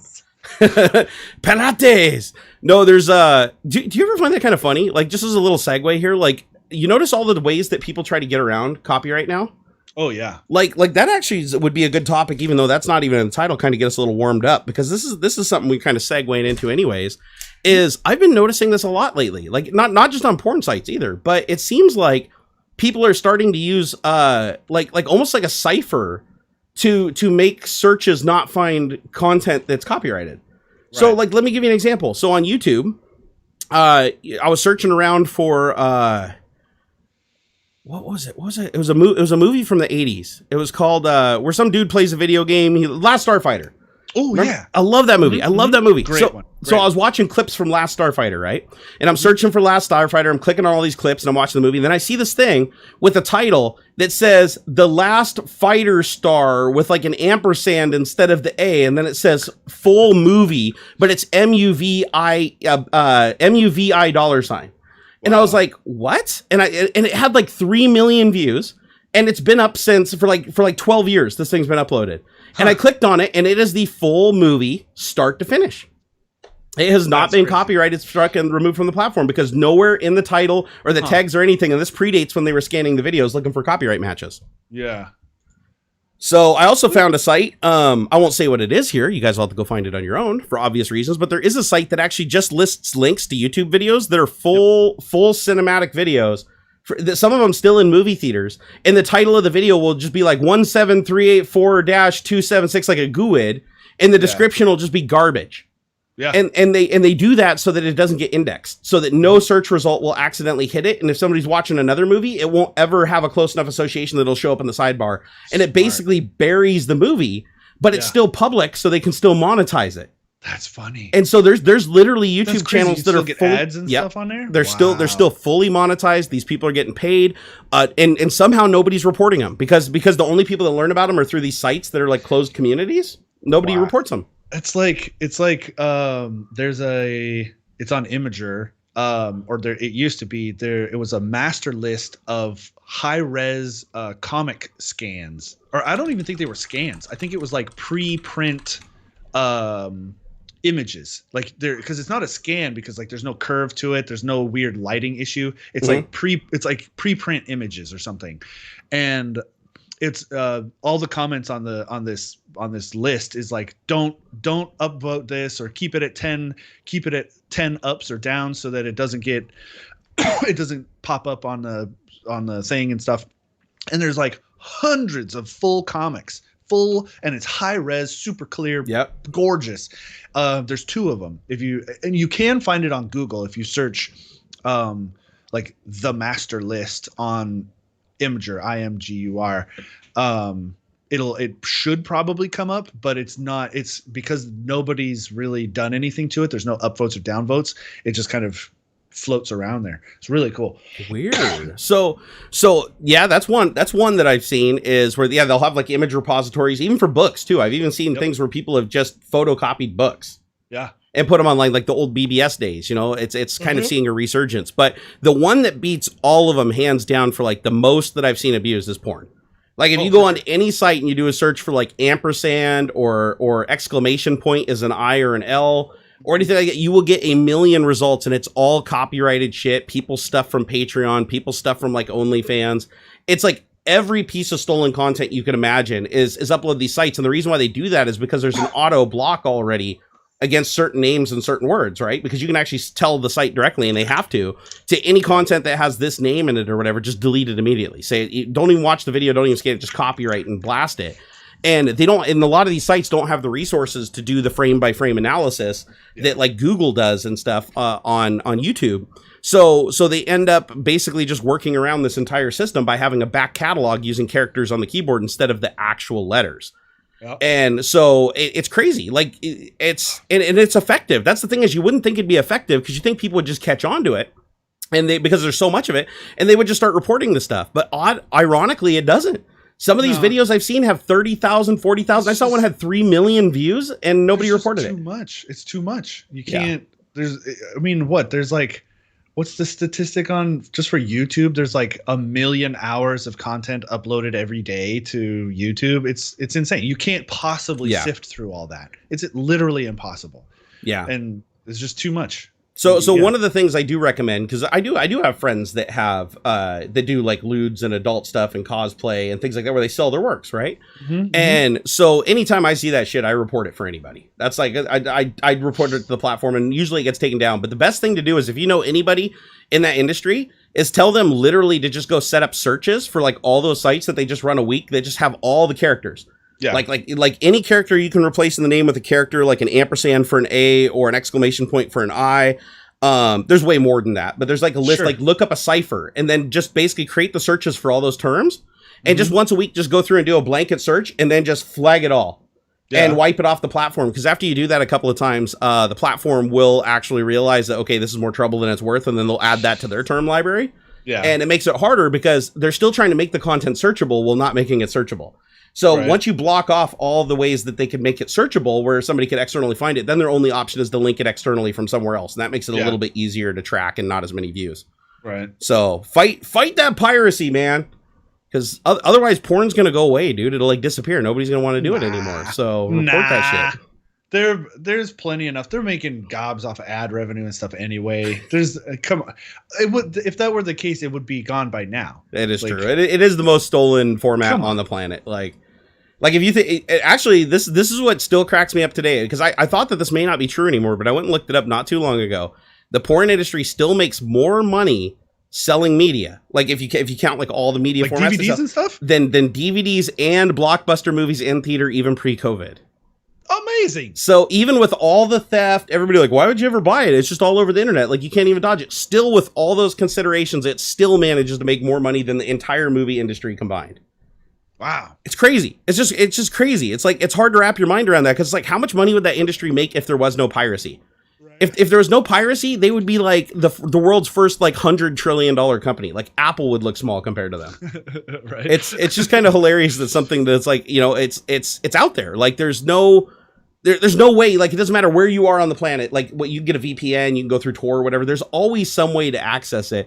It is gobs of it. Yeah. So it's the most stolen thing on the entire planet. Like make no mistake, if you're on like some site and you're watching that, 99.9% of what you're watching has been stolen. It just has been. Because it's like nobody's like just going there and just, I shouldn't say nobody. There's still people that just upload shit. But I'm just saying there's nobody, the vast majority of people want something for their content, right?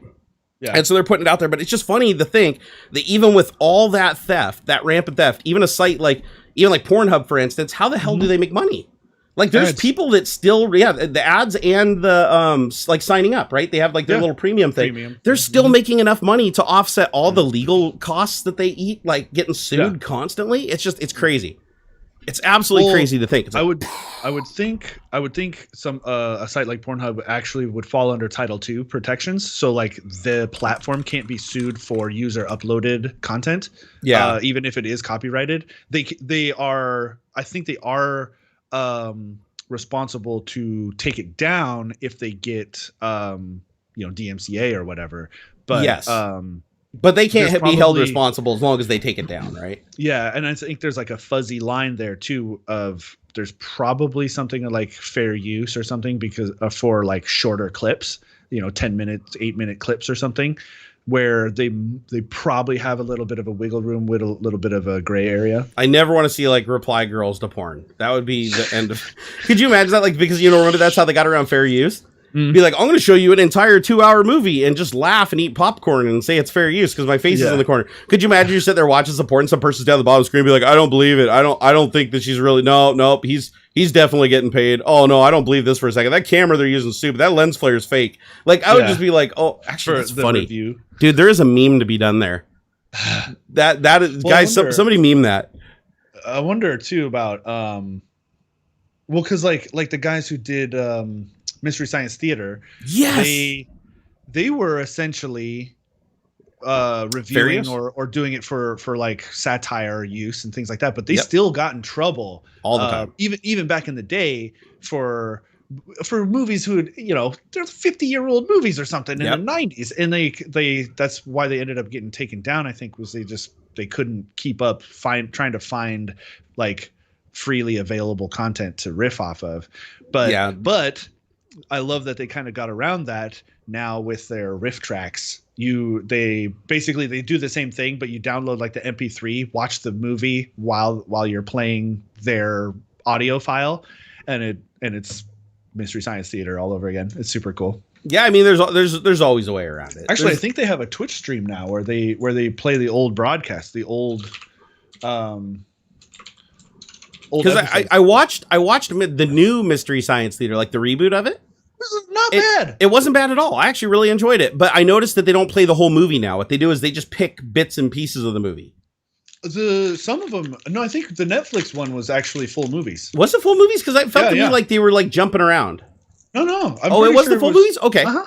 Okay, and they're probably just figuring out ahead of time, like just getting the permission to do it. Mm-hmm. As probably because that's the problem with the old format, right? Is they were probably just getting sued all the time, because people were arguing it wasn't fair use, and they were showing the entire movie. Because the whole thing is, you don't want to. A judge will rule that it's not fair use if the best part of the works is given away. Right. So, like, you're allowed to commentate on it. You can take a big part. You can commentate on it. But the second that you take like the majority of the value of the movie and present that to somebody outside, that's no longer fair use, even if you're giving commentary on it. Yeah. Yeah. And a lot of people don't get that. And with Netflix, I'm sure they have a huge catalog of like weird old shit that nobody's going to really watch. And so I don't know why they don't just dig through their old back catalog, or like they must have gobs of content that weird DVDs and stuff that nobody's ever going to watch. It would be perfect. And I don't don't think they even renewed it after the second one. You know what they do is get the old fitness videos. There's a guy on YouTube that takes those old like fitness videos. Was it John Tron that did that? Where he took like a couple of old fitness videos like Billy Blanks and stuff like that, and then just made fun of them throughout the entire thing and made a parody of the work. And it was, oh God, it was so brilliantly done. But I was like, I don't think he got sued for that. And I know Billy Blanks is a little bit of an asshole. So, Is he the Tybo guy? Yeah, he's the Tybo. Tybo Midnight Sales. Although, I mean, he made a grip shit of money off that. Back when people used to sell those VHS tapes to like work out, that was a big thing. They did that in my middle school PE class. It was part of it was like once a week we would do the Tybo video. Oh shit, fun. They're on Twitch. And Fearder said they're Mystery Science Theater 3000. They're on Twitch. I did not know that. They stream their old episodes. Oh, I'm gonna go watch that for sure. Yeah, if you haven't seen it, it's good. Mystery Science Theater is pretty good, but it is crazy. That's something that I didn't even really think about because I see it all the time, everywhere. Doesn't matter, porn site, not porn site. I see these ciphers used to hide stuff.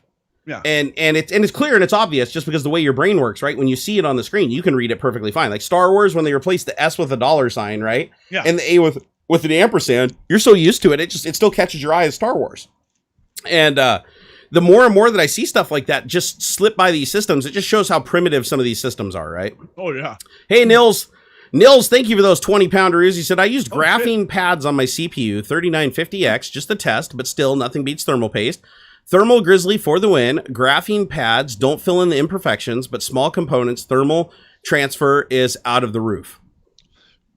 I would say for an average consumer who isn't swapping their CPU a lot, a graphene pad is the way to go. It's super easy. You just put it on there, put the cooler on, and you're done. I bet you it'd work perfectly if you lapped the CPU. Like if you polish the surface of the CPU, the graphene pad would probably kick the shit out of the thermal paste. For testing though, they wear out too fast. They're Puget did some testing. That seems very graphene like. I thought graphene's supposed to be like super freaking like harder than carbon fiber to break. No, it's a really thin pad. It's practically a sheet of paper. And I think like after Puget was saying about 10 to 12 swaps. The trouble is the spacing. Oh. Like it's okay for one CPU, but then you swap it out and put a new one.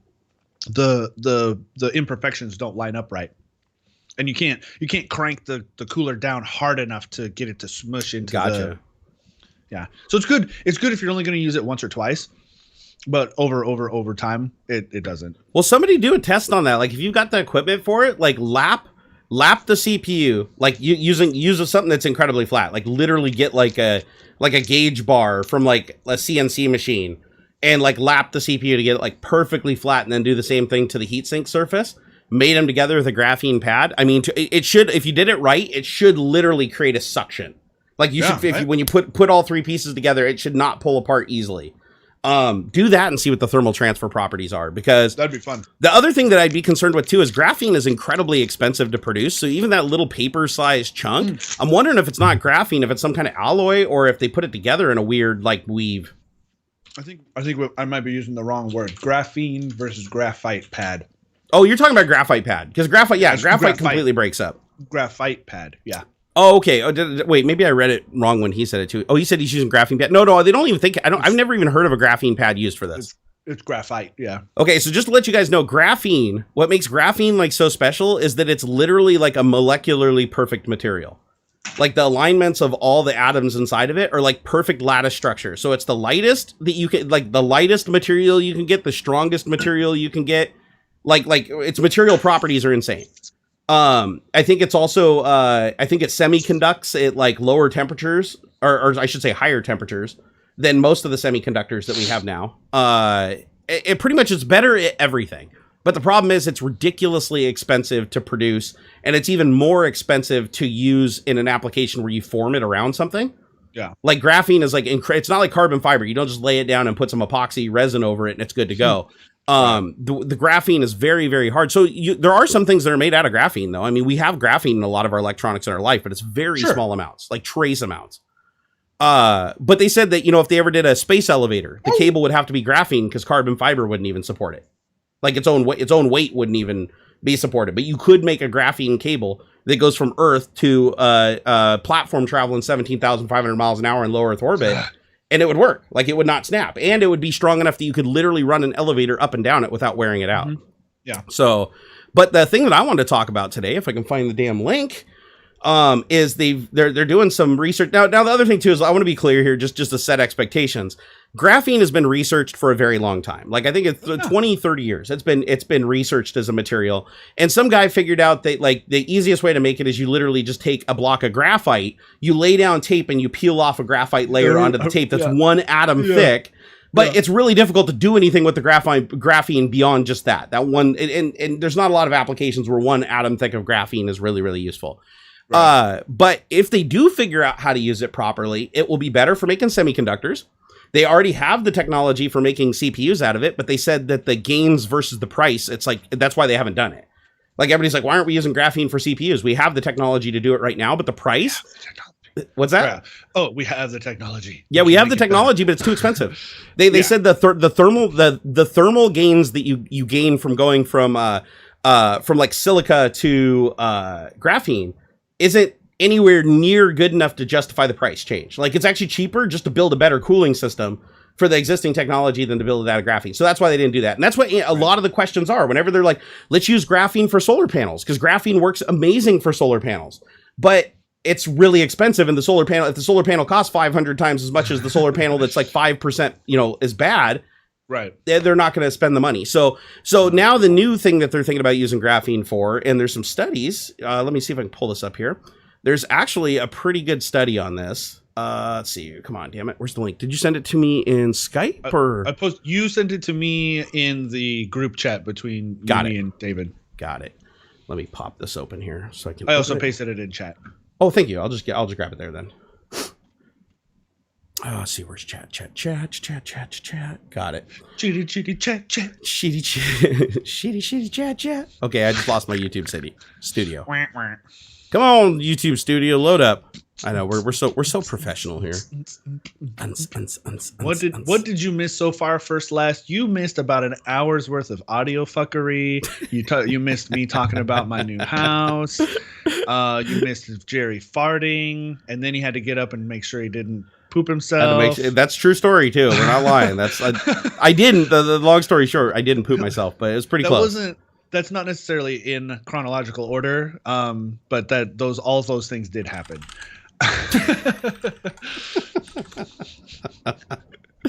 Oh, good times. You only find that shit here, bro. That's true. That's true. This is your one-stop shop for a wide variety of exclusive content. It is. All right, so getting off the topic of porn piracy.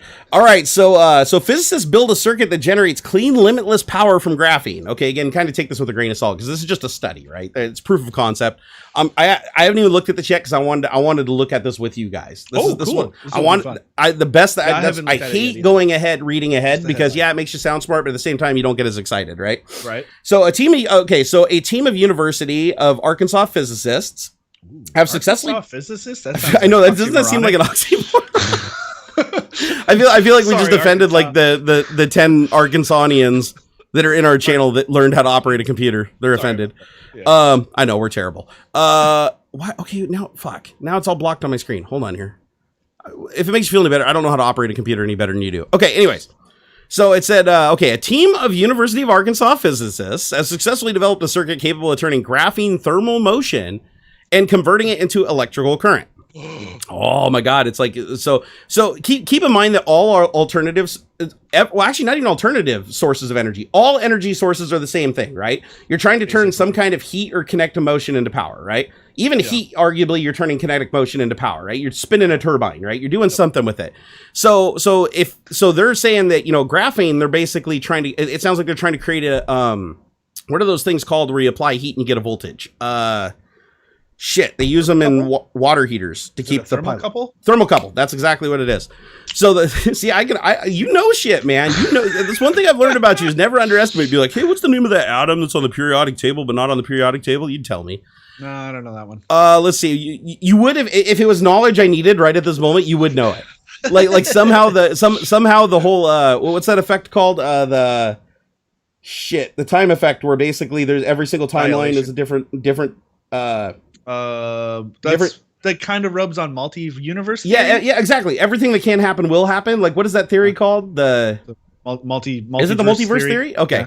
So there is a universe where I asked you that question and you did answer correctly because you did know it. That was the only thing different your entire lifetime as you learned that knowledge.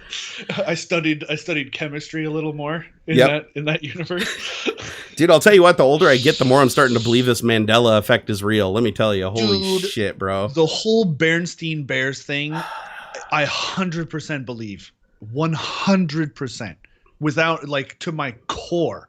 I know for a fact that and the fucking Luke, I am your father from Star Wars.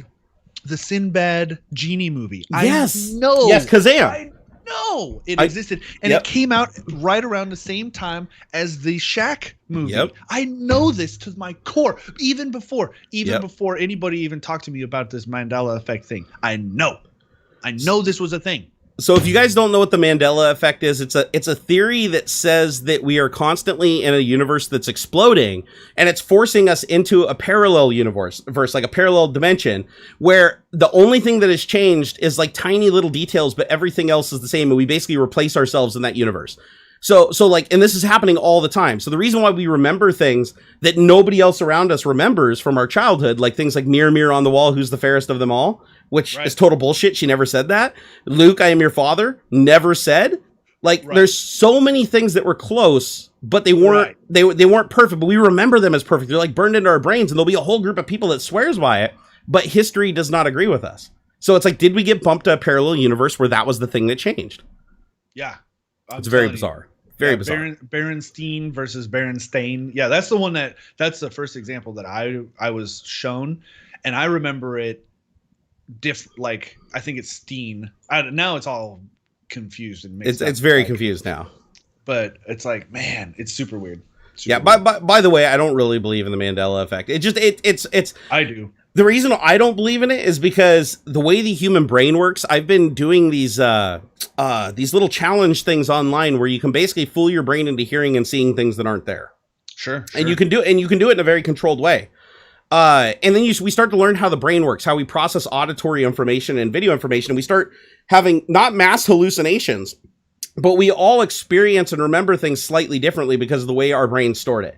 Okay. And a lot of it has to do with your age and how your brain develops. Like, for instance, kids can hear frequencies that adults can't. The older you get, the lower frequency range you hear. Mm-hmm. And you can test that too. Go download an app on your cell phone that's like, what is it, like guess your age by sound, and you basically just push little buttons. It's like, and you're like, shit, I can't hear that noise anymore. I can't hear that noise anymore. And then your kid across the room is like, would you knock that off? Like, they can hear it. You can't. That's a legit, It's a legit thing. Well, I learned another thing just a couple of weeks ago. We were watching this Mindbender show on Netflix, and there was a guy who was talking on screen, and he kept saying a word, and I can't remember what it was. He kept saying a word, and he was holding up a thing that was the word. So he's like, cube. And then he'd like hold up something that was like crow.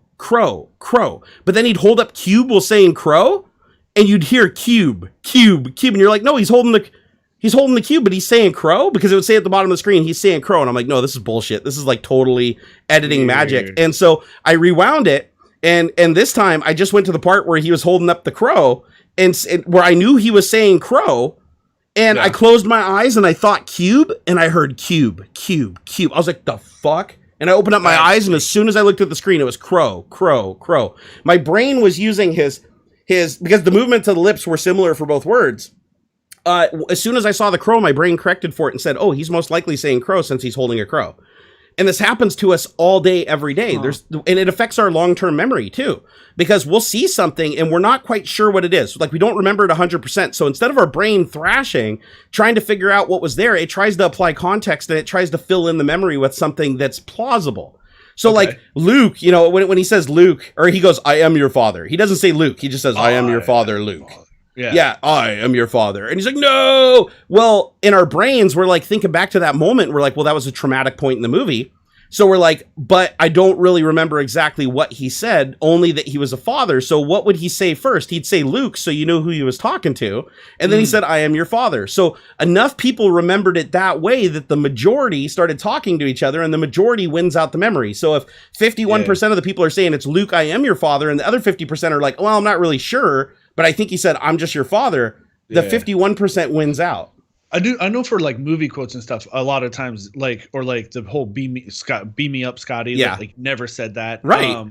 That kind of a thing is just like, it's like meme, right? Meme knowledge. People have repeated it so often that you could totally, like, it just fills in, and you're like, oh yeah, I get it. And that's actually a brainwashing tactic. I can see that. Yeah. It's like, and the other thing too is the reward system. If you get rewarded for being wrong, but you get punished for being right, your brain will eventually redetermine that wrong is right. Yeah. Like that's something that's actually the foundation of brainwashing. Exactly. Yes. Star Trek: The Next Generation. Yeah. Yeah. Because that's what you do is if, and it's funny because it actually is true. Like, if you think about it, like, pragmatically, think about like a situation in your life where you grew up where you didn't have a good time. Like, I don't know, you're picked on at school or something like that. And think about the things that you did that made you finally fit in. And why you transitioned and started doing those things, right? Why didn't you just stay the person that you were? Why did you conform to fit in at some point in your life? Yeah. Like, everybody's done it to some degree, right? Even the bullies do it at some point because they're no longer accepted in society. So they're forced to conform and not be bullies anymore. Not everybody, but a lot of people do. And it just works on a reward system. So basically, with a human, if you take a human being into a room, and this is terrible, this is absolutely terrible, but you take them into a room, and every single time they give you an answer that's correct, but isn't the answer that you want, you beat the shit out of them. And then every time they give you the answer that's wrong, you praise them, you heal their wounds, you give them food, and you do that, and you repeat that for a long period of time. Your brain, as a survival fight or flight instinct, will start to just literally believe, it won't be you fooling them.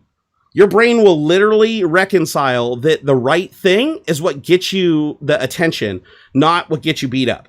And it's your brain literally trying to save you. Like that is, and your brain does this all the time in real life, just not to that dramatic effect. Right. But you can do that. And that's why repetition, anytime you hear somebody using massive repetition, like focus on it. Like think of why do they keep repeating the same thing? Whether it's false or true, why do they keep repeating the same thing over and over? If you hear it 10,000 times, somebody asks you, you're not going to remember the thing you heard 3 times. You're going to remember the thing you heard 10,000 times.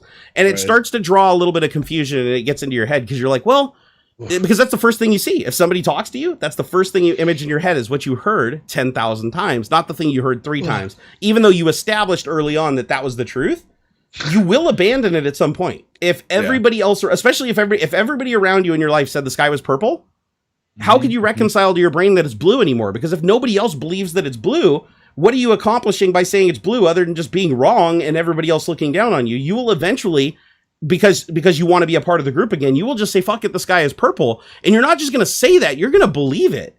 Right. Like you are going to reconcile that thing with yourself and be like, you know what? Because it would be too hard for you to just lie forever. So your brain just goes, let's make the lie the truth. That's creepy stuff. It's so creepy. But yeah, our brains are pretty manipulatable. I mean, obviously the internet's been doing it forever, right? Oh, sure. But yeah, it's funny because the human brain, we like to think that it's like this hugely complex mechanism that's like resilient to all these things. And there are people that are more resilient. Like, let me be clear here. It's not like everybody's going to go and just get instantly brainwashed. I'm saying that there is a threshold though where everybody would be. Sure. Like I guarantee it does. Yeah. You could take the most altruistic, like super pastor celibate dude into a room and it might take months and months to break his spirit, but he will come out of that room thinking that he's some kind of like divine character with a mission. Like, and he'll believe it. Yeah. And to deprogram that is massively difficult. Like it can be done though. I mean, they've done it before, right? They've caught people that have been sleeper agents before and they've actually put them through, what do they call it? It's like a form of therapy. It's like positive reinforcement therapy where they basically make them feel safe and make them feel comfortable and then explain the truth to them and they won't accept the truth. But when they won't accept the truth, they don't feed into the delusion. They just keep focusing on what the truth is. Wow. And then they'll eventually come around. Sometimes really quick. Sometimes it takes months. Wow. So, but yeah, the human brain is very, very easily manipulated. So just keep that in mind next time you're sitting there and you're thinking something, you're like, you know what? All of a sudden that makes sense. Something that didn't make sense forever. All of a sudden does make sense. Like think through it and be like, why does it make sense? Like use your intellect and try to not just accept it as this somehow makes sense. Like try to figure it out in your brain. Be like, does this make sense because I've heard it so many times? Like, right. You know, or is this correct because somebody else told me that it was correct? And so now I believe it's correct because they believe they remembered it the same way I did. Like there's just weird things that we do to ourselves. They do have training for spies. I know it's funny. Spies are still a very real thing. Oh, yeah. In society. Like we literally our CIA trains spies like every single day. Usually not even our people. They train other countries' spies. Like they want they want spies in other countries.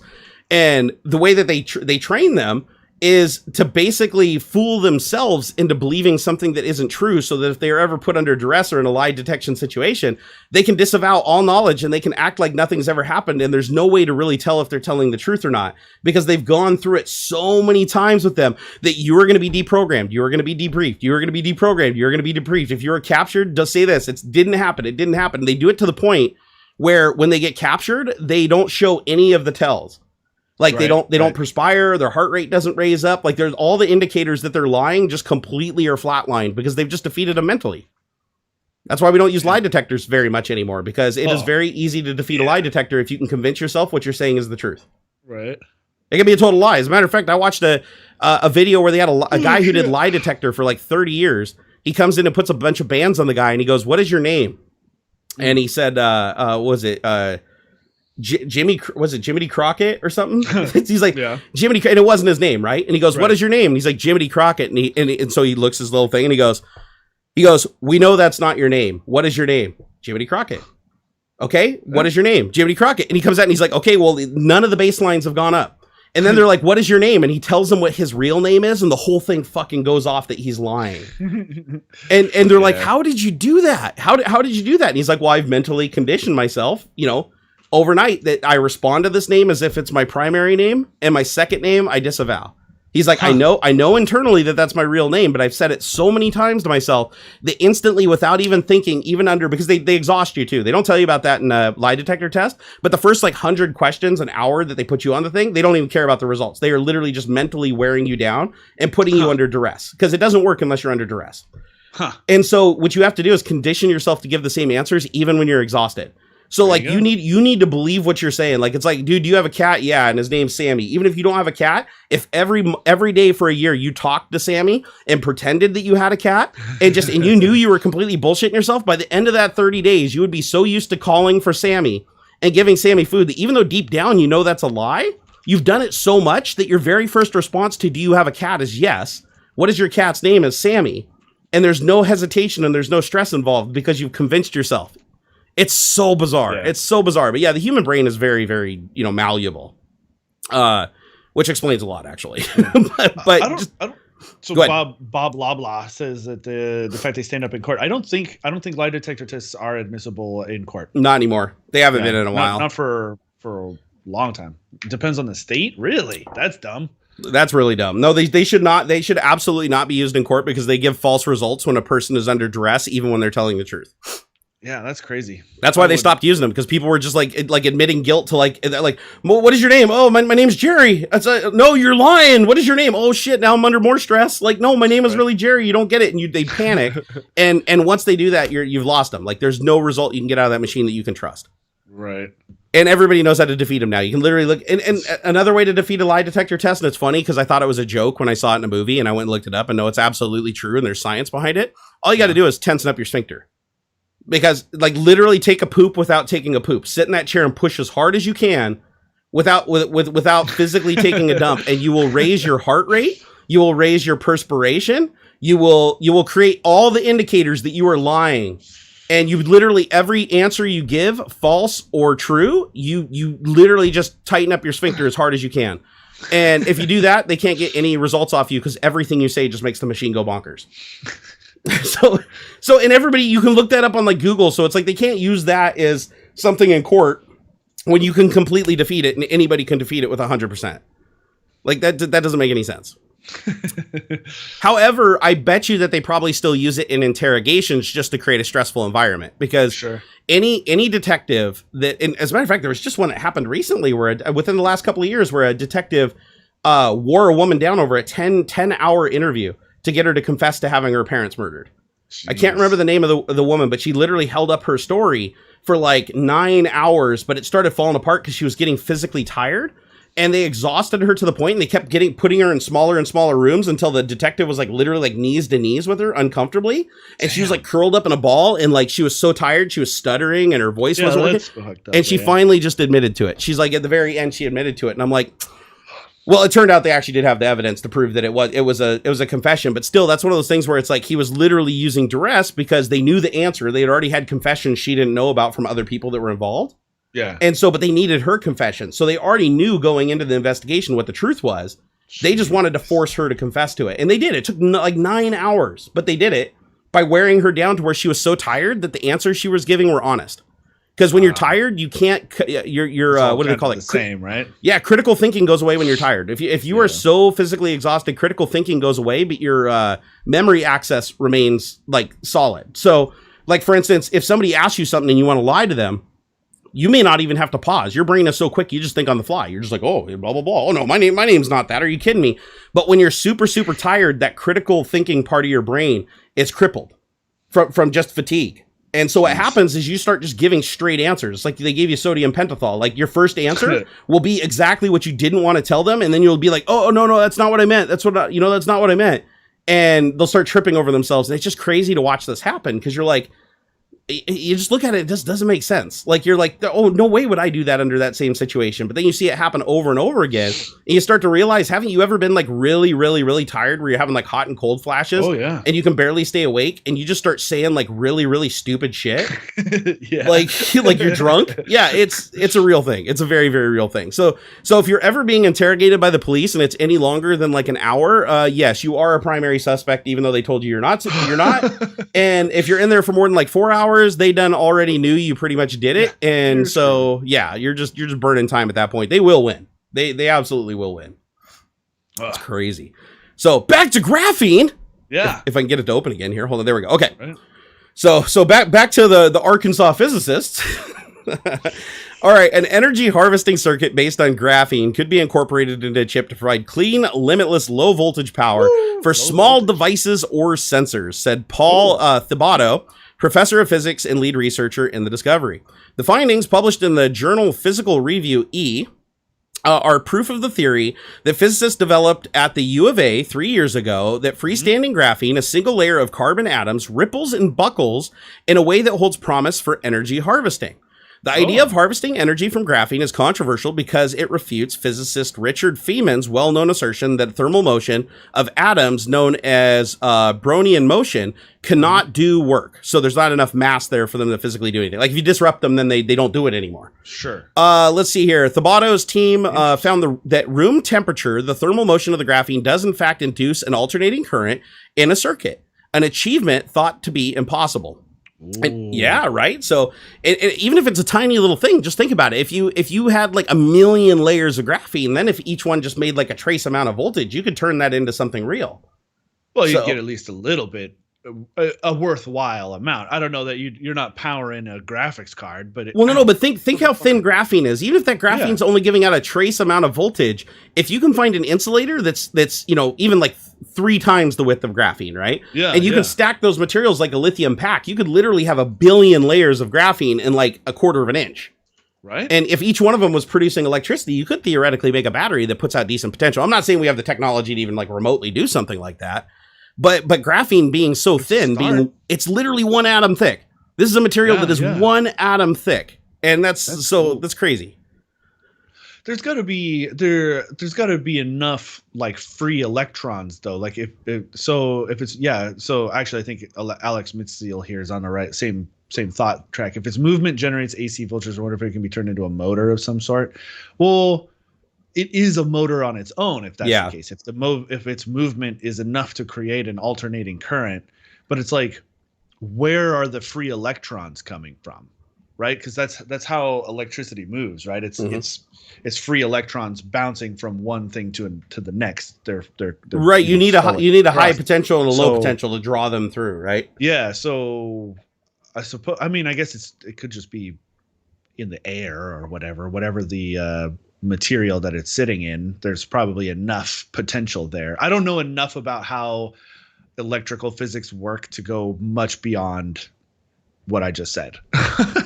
Well, it looks like okay, so there I can't put it on screen because I don't have my scene set up properly, but there is an animation here that shows on that page that I sent you. Here, let me put it in chat again. So there is an animation on this page that shows a potential for a graphene battery. Oh. And it does show like that the graphene is the source of electrons in itself. Okay. So, but again, like what happens, like how does it replenish its electrons, right? Because if you strip it of all of its electrons, it's going to basically degrade into another material, right? It's not going to be graphene anymore. So is it pulling electrons from the environment? I don't really know. Let me see if this little graphic shows it. There's some gates. Okay, so the graphene flexes. That pushes electricity into the electrode. And let me see what it does when it contracts. Oh, that's the alternating current. We totally missed it. Okay, so no, the way AC works is you push a voltage and you pull it back. So AC is vibration. DC is electrons traveling in one direction, right? Okay. In AC, the electrons are going forward and then going back and forward and going back. It's that motion of the electrons. So you're not taking any electrons away from the graphene. You're literally giving them back in each stroke of the bending graphene. So when the graphene bends, it expels the electrons, and then when it contracts, it pulls them back. So it's like a saw. Huh. Rate of change in resistance provided by the diode at the next fraction's power. And it says in the 1950s, physicist Leon Brillion published a landmark paper refuting the idea that adding a single diode, a one-way electrical gate, to a circuit is the solution to harvesting energy from Brownian motion. Knowing this, Thibodeau's group built their circuit with 2 diodes for converting an AC into a direct current DC, with the diode in operation allowing the current to flow both ways. They provide separate paths through the circuit, producing a pulsating DC current that performs work on the load resistor. So they're using 2 diodes to basically restrict the flow back. So I think you still need a power source to do this. Yeah, in these graphene animations, they are showing a battery. Yeah. I think that this actually does, like, you have to run power through the circuit, but the potential is you're getting more power out of it than what you're putting in by like a very nominal margin. It says additionally, they discovered that it's still got to be equal. You're not getting more power out. Think of graphene as a fuel though. Thermodynamics. Unless graphene is a fuel though. If graphene is a fuel and it literally is wearing out and producing, that's what I don't know over time is the graphene, because no, I agree. You can't laws of thermodynamics say the best you can get is 100% efficiency. And even that's like not realistic. You couldn't do work. Anytime you do work or you do anything with the power that's created or generates heat, you lose it. Like, no, I totally get that. But what it looks like they're doing here is that the graphene's actual motion from the heat in the room is the fuel source. So just like a thermocouple, right? It's like bending it is actually creating the power. Which so that is the power source. So technically that wouldn't be perpetual motion, because if there's no heat in the room and it was in an absolute zero, it wouldn't flex and you wouldn't get any power. Interesting. Yeah, weird. So I'm curious to see what the voltage potential they got out of it though. It's probably like literally like nanovolts. Well, additionally, they discovered that the design increased the amount of power delivered. We also found that an on-off switch behavior of the diodes actually amplifies the power delivered rather than reducing it, as previously thought. The rate of change in the resistance provided by the diodes adds an extra factor to the power. The team used the relatively new field of physics to prove the diodes increase the circuit's power. And let's see here, improving the power enhancement, we drew through the emergent field of, what the hell is this? Stochastic thermodynamics. Stochastic thermodynamics. Man, those are big words. Stochastic thermodynamics and extended the nearly century-old celebrated theory of Nyquist. Scrolling down here, according to Kumar, the graphene and circuit share a symbolic relationship, though the thermal environment is performing work on the load resistor. So it's literally, think of it like a solar panel for heat. Okay. Like not for the light, but for like the actual heat. The graphene and circuits are at the same temperature, and heat does not flow between the two, which is weird. We don't have anything that generates power without a temperature gradient. It's the environment that is putting the load on the resistor. Correct. The graphene and the circuit aren't changing temperature. It's the air, I guess, or whatever. Yeah, it's like the diode's like causing it to push back, right? So it's like the temperature of the room makes the graphene go, and then after that, when the diode shuts or whatever, and it travels in the other direction, it flattens out again. It's like pulsing. Yeah, I wonder what frequency it pulses at. Let's see if they talk about that. Let's see down here. The team also discovered that the relative slow motion of graphene induces current in the circuit at low frequencies. Which is important with technological perspective because electronics function more efficiently at lower frequencies, like 60 hertz, right? People may think that current flowing in a resistor causes the heat up, but the Brownian current does not. In fact, if no current was flowing, the resistor would cool down. Thabato explained, what we did was reroute the current in the circuit and transform it into something useful. The team's next objective is to determine if the DC current can be stored in a capacitor for later use. A goal that requires, so they're not even generating enough current yet to see if they can even store it. Okay, it's not much. A goal that requires miniaturizing the circuit and patenting it on a silicon wafer or chip. If millions of these tiny circuits could be built on a 1 millimeter by 1 millimeter chip, they could serve as a low power battery replacement. So think of this like a nuclear battery, right? Not a lot of voltage, but over a very long, like almost infinite time. But again, keep in mind, graphene has been, don't take it with a grain of salt though, because like graphene, there's been a lot of breakthroughs with graphene that just because of sheer cost and practicality, they never happened. Yeah. So yeah, because they said you could literally make like a graphene cable that's like, you know, a couple thicknesses of a human hair that would literally be stronger than like, you know, a full inch wide thick steel cable. Like braided steel cable, and we can't even really do that. So last I checked, I don't think we can make graphene cable. I think we can only make graphene bars, and even graphene bars are so ridiculously expensive. Like little bitty, yeah, they're just tiny itty bitty little sticks, and you can still break them with your hands. You're like, oh man, this is shit. Like, why would anybody use this? But what you don't realize is any other material that was that same diameter, it wouldn't matter if it was diamond, you'd still be able to break it easier. Huh.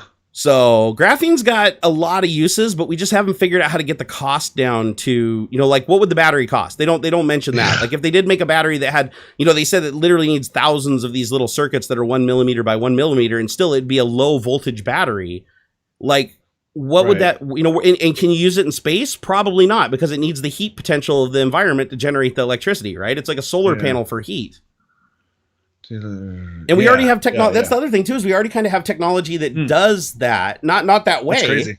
But we already do, right? We have solar power plants that heat liquid salt using the sun reflected, the heat from the sun reflected onto a tower.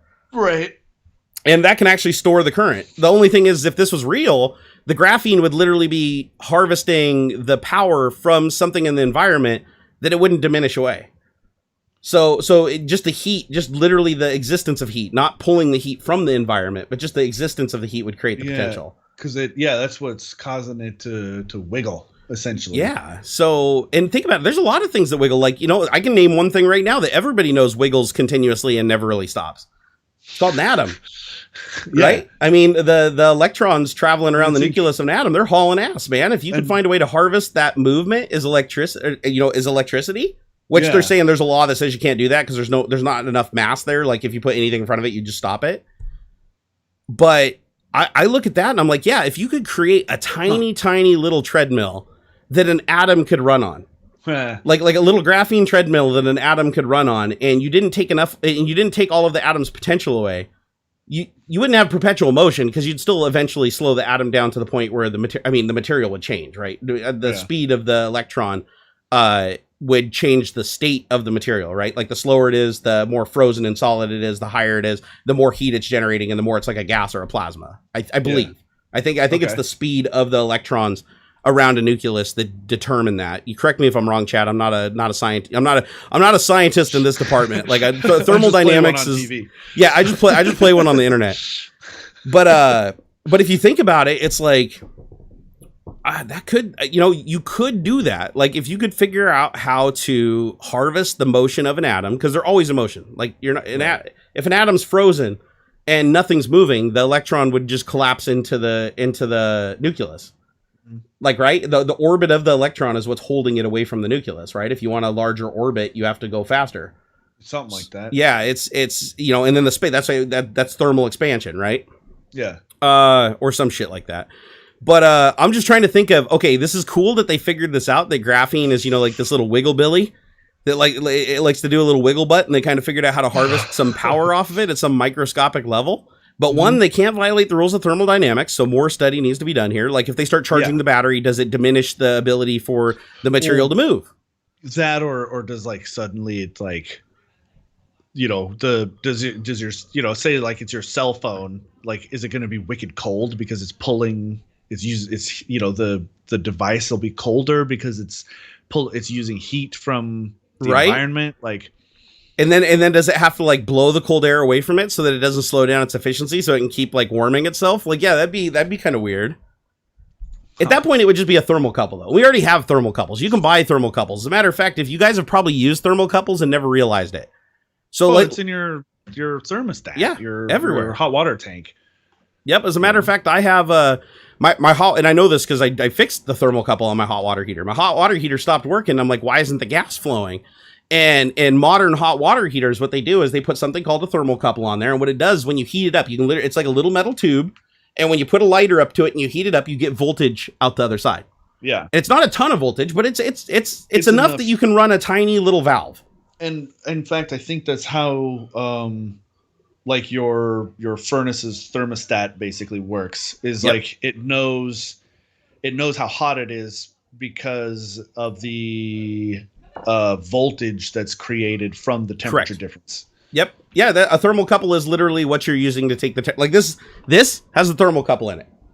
It's literally using the voltage from the thermocouple to determine what the temperature of the room is. Yeah. But a thermocouple that's directly in a fire, for instance, that's literally hundreds of degrees, that generates enough power that it can move a valve. So what happens in a water heater, the pilot light that's lit, where gas is constantly flowing, you have a thermocouple that's sticking into the pilot. If you look into your water heater, you'll see it, or it'll be right up against it. And then the wire runs out to the valve. And what happens if the pilot gets blown out, you don't want gas filling up the house and exploding. So what happens is the thermocouple is holding the valve open from the power generated by the flame.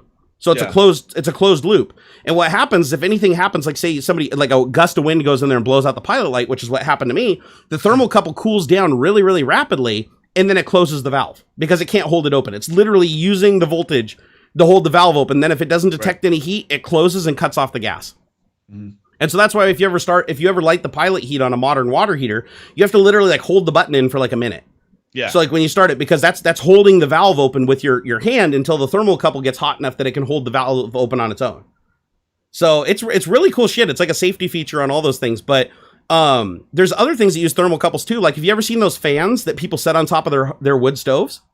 Oh, sure. Yeah, so they make these fans.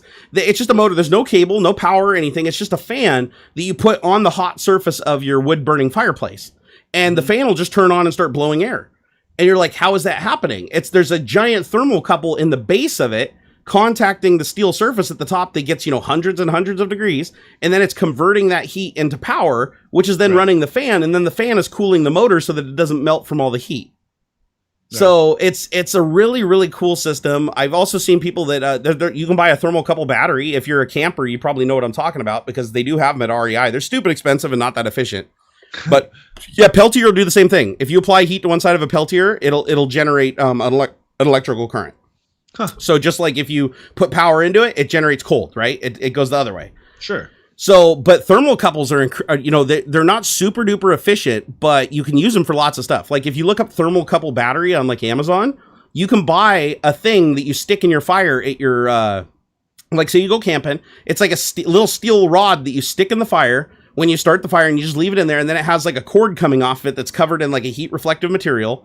And then that cable comes off and plugs into a USB battery pack and it charges your USB battery pack off your campfire. Neat. And they're kind of expensive. I think they're like $50 to $100. And they don't charge very fast. Like, don't think you're going to get like crazy amperage out of these things. It's going to be way less than what even a regular USB battery pack would put out. But it's enough that if you were camping and you have a campfire every night, you could keep your cell phone charged, indefinitely. So yeah. It's pretty cool stuff. But a lot of people don't really know about thermocouples because they're one of those mechanisms that just kind of sneak their way into our lives and are usually mostly used for safety stuff because they don't generate a ton of power. Like, if you wanted to say boil water with a thermocouple, which wouldn't make sense because you're using the heat inefficiently to turn it to power, just to turn it to heat again, you'd literally get like 90% loss. Right. But let's say that you wanted to run a pump for like a hot tub. I saw a guy on YouTube use a bunch of thermocouples. Like he took a bunch of them and he used the thermocouples to power a water pump, a circulation pump that he basically scavenged. It was an old coffee pot. And he scavenged like it had a pump in it. This coffee pot had a pump to help the percolator. And so he took this little pump out of there and he used it because it was really low power. This pump was incredibly low power. And he took the thermocouples and he takes those and he puts them into the fire. And then he runs the water from his little trough hot tub through it. And when the fire gets built up, the pump kicks on and starts pulling water through a little radiator inside of the barrel, the burn barrel. And then hot, steaming, boiling water comes pouring out the other side to heat up his hot tub. That's crazy. Yeah, and it's doing it, and then so he has his fire away from his hot tub. He could just put the fire under the hot tub, but it's like a plastic hot tub that would melt it. Huh. So he just uses this burn barrel as his in thermocouples to run a pump and to heat the water. So he's pulling the heat out into the water, which is efficient, right? Yeah. And then the thermocouple's not that efficient, but it's good enough that it's using a lot of that heat to also move the water through the system.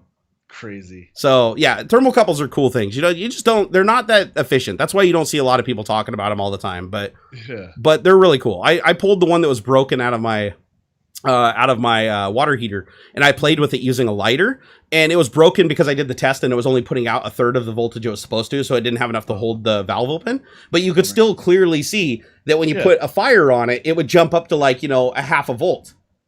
But then I got the new one and I tested it before I put it in. It was like going up to like 3 to 5 volts. Neat. So I was like, okay, and that was just with a lighter. Imagine how high the voltage went when it was like plugged, sitting on a freaking propane flame for a minute. Yeah. So that's pretty cool. It's cool shit. Thermocouples are fun. Science, man. Science. So we have a way to take electricity directly from heat using a thermocouple, although again, it's not efficient. That's why you don't see it in power generation usually. Yeah. You have Peltiers where you can literally use power to cool something, or it's a heat pump. You move heat to one side, right? You're not really, you pull heat out of one thing and you're just it's basically like an AC for a computer chip or whatever you're cooling down. Peltier is also horribly inefficient. They're terribly inefficient. That's why you don't see them used in like a lot of practical applications beyond like little mini fridges for cars and stuff like that. You have windmills, right? Mechanical energy that from your environment. You have tide generators. Have you guys seen tide generators? Those are fucking cool. Those super are cool. Yeah, windmills under the sea. Literally uses the tide changing coming in and coming out of the ocean to turn these giant screws. I think like Finland or one of the more northern European places. I'm sure Chad will correct me here in a sec. I think they power the whole country now, basically off of that. It's like Sweden or one of the Norse up northern European places. I think are almost completely done off of either if they're offshore like windmills, like proper above the water, and also like under the water along the like cliff faces and stuff under. Well, just to give you an idea of how effective they are compared to wind.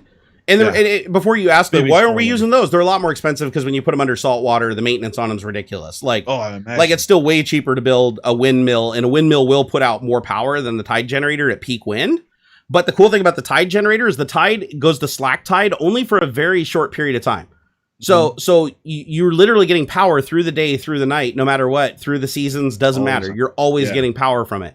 And the Hudson River has one in it that still to this day, I believe it's operational, that powers a grocery store. And there's a grocery store right off the Hudson River called like in the name of the grocery store, it's like powered off the grid or something grocery. And it's an entire grocery store, freezers and everything. And it's 100% powered off the grid by one tide generator in the Hudson River. That's super cool. And I've seen too.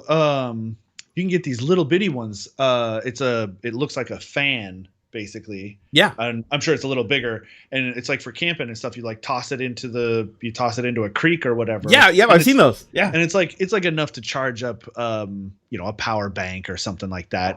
But I'm like, that's pretty freaking cool. Or like a little heaty thing. And many of those rivers run year round, so like you would literally have unlimited power.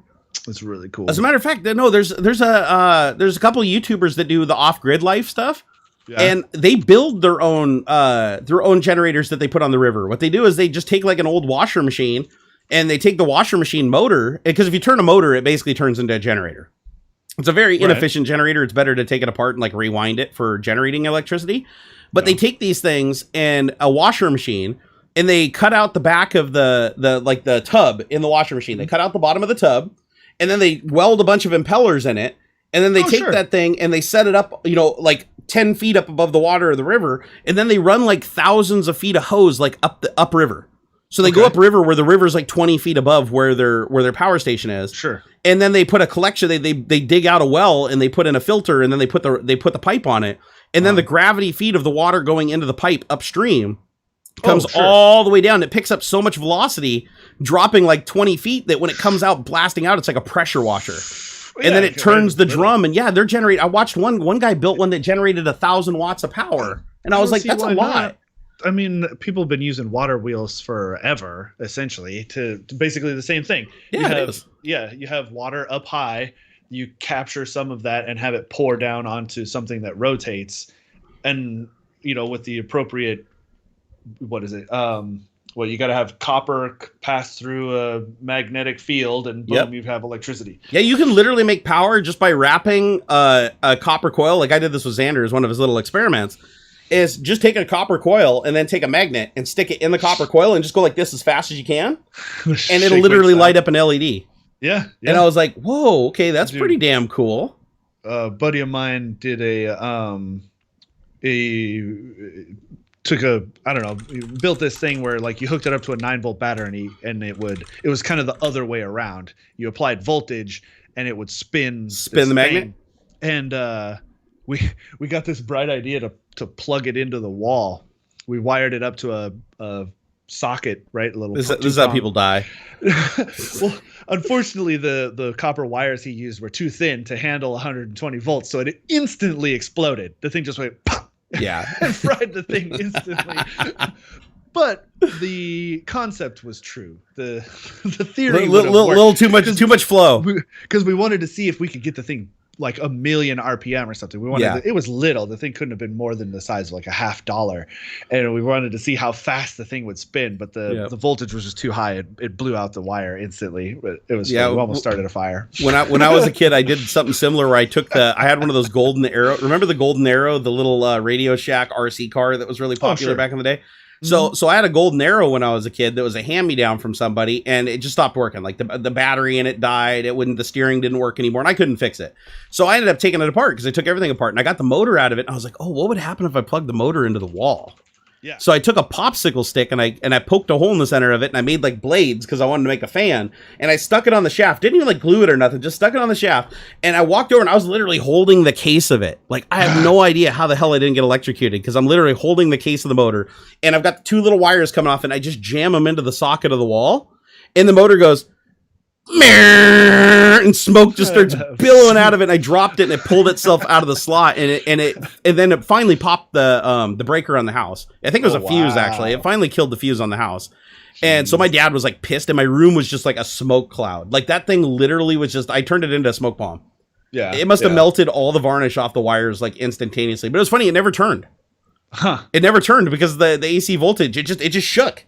The thing in my hand, it felt like you were holding like a vibrator. It was like, and then that was it. It was just done. And I was like, well, that was scary. Oh man, I got the shit shocked out of me by everything when I was a kid, though. Yeah. Like, I mean, I've zapped myself bunches, swapping switches or bulbs, putting in light bulb sockets and stuff, and not. Dude, I can't believe we're still alive. The worst electrocution I ever got though was working on a power supply of a PC. Ooh, yeah, that's dangerous. So I turned off the power strip when I was working at Mothersboard Computers in Gorst, Washington. Yeah, I literally worked at a place called Mothersboard Computers. They even had a giant sign that said Mothersboard Computers. So anyways, I was not an electrical engineer. I was good at building computers, and that was it. I wasn't good at like opening up the components and soldering shit onto them. So guy brings in a computer. We were supposed to do a power supply swap on it. We open up the computer, and it's the wrong size power supply. It was like a Packard Bell that had like a proprietary power supply in it. Yeah. And I was like, well, shit, we can't replace it with a standard ATX power supply. Like it was some weird format. So I pulled the power supply out, and my friend, he's my friend now, but at the time I fucking hated his guts. This asshole technician that worked with me, named John, and we're friends today. Like once we both left and went our separate ways, now he works at a brain institute. You know, I did my YouTube thing in Microsoft. We're good friends today. But back then I fucking hated this guy. He goes, dude, I bet you it's just got a blown fuse. And I was like, I don't see any fuse on this thing. Like some of the power supplies used to have a thing where you could pull a fuse from the outside of them. You don't unscrew. Yep. There was no fuse on this one. He's like, no, it's probably got an internal fuse. So I'm like, okay. He's like, yeah, just open up the case on the power supply and find the fuse and replace it. And because we had tons of fuses, we replaced fuses on all kinds of shit. So we had a whole bin of automotive fuses. And so I'm like, okay, well, I'll just put a new fuse in it. So I turn off the power strip, but I didn't unplug it. Oops. I turned off the power strip to my station so that there was no power running to my station and everything. I take the case off the thing and I find the fuse, and I'm like so excited. But the problem is that where I turn the power off to my station isn't right next to my station. It's on the opposite side of my station on another station because my power is like daisy chained off of them. So I turned off my power, but it also turned off power that they were using at that station. And I didn't I wasn't thinking. I go over and I'm like reaching in there and I put my hand inside the power supply to grab the fuse to pull it out.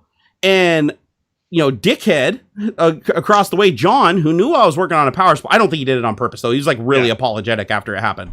But he flipped on the switch on the power supply, and that thing just grabbed my arm. And I remember my arm just like hyper extending over the top of it, and me just mashing my hands down on the power supply. Yeah. And I was stuck on it, and I was just going, ah! And somebody noticed immediately, and John just rips the fucking plug out of the power supply or out of the strip, and I just dropped to the ground. Jeez. And I felt like I ran like 100 miles, like I couldn't breathe. My whole body was tingling, like when you're tense. It's like when your foot goes to sleep. Like, when your foot goes to sleep and it hurts really bad when it's starting to wake back up. That's what my whole body felt like, even my scalp. And my boss comes in the back room. He's like, oh my God, what happened? He's like, Jerry got electrocuted or whatever. He's like, oh my God, do we need to call a doctor? And I'm like, no, I think I'll be okay. So I just sat there for like 40 minutes drinking water, trying to move my arms, trying to move my legs. I eventually get to the point where I can get up on my feet, but I'm still tingling all over. My boss is like, hey, why don't you just go home for the day and get some rest? Yeah. I would. Yeah, I would have. So he just lets me go drive my car home. I'm like Gumby. I can barely lift my arms, and I'm like, I go get my truck and drive it home. Luckily, it was only like a quarter mile from the shop. But yeah, I think that's the worst electrocution that I ever got was because it was prolonged. Yeah, yeah. Like I felt like I was getting couple of seconds is enough. It felt like an eternity. Every other time that I got shocked, for the most part, I didn't feel like I was getting a prolonged zap as much as like I've had bigger zaps, but they were just instant. Yeah, like I got hit by the flyback on a CRT once. Like, don't ever go digging around. Fuck, man, the amount of power, thousands of volts back Jesus, there. Dude, I went into the wall. I literally got stuck between two beams in the wall. I went through the drywall. When it hit me, I kicked off with my legs into the drywall. My mom comes running in the room, and I'm like literally between the beams in the wall. Damn. And my screwdriver was literally welded onto the shield plate where the because I don't know why they design monitors this way. They put the focus and the gun power, the electron gun power. Those two things that you use for basically calibrating the monitor, right? If you send it in for professional service, they're going to use the focus. And they're going to use the power, right? Turn up the power. Like, you can overclock a CRT. If you've ever gotten a CRT before, like pop it open, it's too dim. Yeah, fucking turn it back up. They leave like 50% of wiggle room in those things. But I'll tell you what, they put it's like playing Doctor. You know that game where you used to have like, or Operation. Remember Operation? Yeah. So you have these little tiny holes in this giant metal plate that you have to navigate a screwdriver through. And I was using a wooden handled screwdriver that had like a metal collet holding the wood onto the shaft. And I was touching the collet when I stuck my hand in there, and I accidentally touched the edge of that thing, and it just grounded out through me. And all I saw was like this blinding light, like a flashbang, and I kicked off my legs, and I went right through the drywall behind me. Jeez. And when I looked over, like my screwdriver was still stuck in the hole, and I went over there, and it was welded. Like it completely drained it. Yeah. So I had to bash it with a hammer to get it off. That's nuts. Yeah. So that was probably the second worst I ever got shot. But anyways, that's the power. That's the power stories. Right. What about you want to talk about Amazon's little invasion drone? So where is that thing? So this actually came out I want to say a week or so ago. Where did I put the 1 link? second too. I just want to thank a couple of people here I noticed down here in chat. Let's see. Nick, thank you for the $10. You said, did either of you see the Solar Orbiter probe? I just found out about it now. It was launched back in February and orbit the sun 10 million kilometers closer to Mercury than Mercury is, and it uses RTOS as well. No, I do know about that solar probe. It's called the shit. I just had it. Yeah, the one that has the heat shield facing towards the sun to keep it from being vaporized. What the hell is it called? The Parker? Yeah, the Parker solar. Yeah, that's it, Parker. So it's so cool, dude. It's literally like a heat shield, and then everything behind it is like protected. But it's crazy because if it like gets off axis even a little bit, the sun is so hot right there, it would just like vaporize it. It's just cool that we can build something like that. Like, it's pretty mind blowing. Damn, yeah, that's no joke. It's going really close. Yeah, it's already inside or will be. It says future orbit inside the orbit of Mercury. Wow. Yeah, I don't know what here. Let's see. Parker Solar Probe. Oh, you already got it? Yeah, give me a link. I want to know what technology they're using for the heat shield, because the heat, I mean, it's literally the heat that it's up against is like hotter than any metal that we have would stand up to. The current heat shield temperature is 341.1 degrees Celsius. Oh, it's going to get a lot hotter than that. That's amazing. Yeah, no, I think it's expected to get up to like 1,000 C or something like that, which will melt like anything. Like, I think titanium's melting point's like under 4,000. Wow. So I'm like, cool. What are they doing to cool that damn thing? Is there like a pump flushing fluid through the heat panel, like, and dissipating it into space on the other side? Like, I just want to know how they built this thing. Like, they have to have radiators somewhere, because there's no way that thing's just taking a sustained blast of heat like that forever. Yeah, that's neat. Dude, it's traveling at 466,000 kilometers per hour to maintain its orbit. That's crazy, man. Just to give you an idea, most of the ISS orbits us at like sub 20,000 miles an hour. And this is going 466,000 miles per hour just to not fall into the sun. I think it's booking. But it's crazy because it has to stay perfectly oriented. That's the one thing I remember. And it's got like these probes that stick off the side that basically, I don't know if it's using ion thrusters, but it's using something that keeps it always oriented where it's perfectly pointed at the sun. Because if it even goes off pitch just a little bit, it'll just like destroy the equipment like instantly. Yeah. Huh. So yeah, this thing's pretty amazing. I heard about when they launched this thing, but I didn't know that it was this close. I thought it was going to take like years for it to get to where it was going. I don't even think this is as close as they're going. I think they're going to get closer to it until eventually it burns up. Like they're going to try to get as close as they can. It says that it'll orbit within 4 million miles of the surface.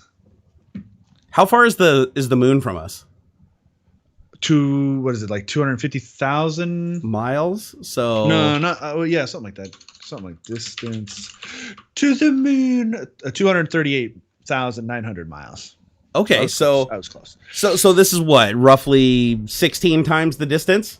Yeah. That doesn't seem like a lot though, does it? Like when you're talking about something that's 100 times the size of Earth? It always ends up that way, man. When you're like, when you talk about space stuff, you're always talking in millions of miles. That is true. Like our next closest, what'd they say? Our next closest solar system would take us like 7 years at light speed. And it's nuts. And it's like the closest one to us. That is like literally the very first place we would go if we had faster than light travel. Right. So we're pretty much stuck in our solar system for forever. Right. Like unless we figure out how to like fold space time and shit. Yeah. Yeah. There's a reason every sci-fi show has warp technology or hyperspace or like you have to. There's no other fucking way to get out of here, no matter how fast you're going. However, I did read something that said that they think that if you use, what is it, ion drive?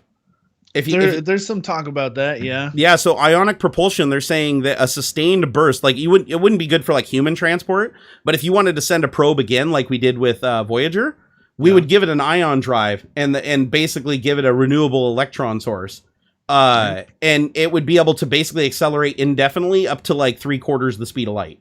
Yeah. Which is pretty amazing. Like it would would take forever. I mean, it would literally take like tens of years for it to get to that speed. But and to give you an idea, this is how much thrust it generates. It wouldn't even move a piece of paper on Earth. Mm-hmm. The thruster that is moving the entire several 100-pound wouldn't even be enough to move a flat sheet of paper if you put it right up against it here at Earth. That's how weak it is. But in space, that cumulative, it's there's nothing pushing you away, right? So it's gonna build up.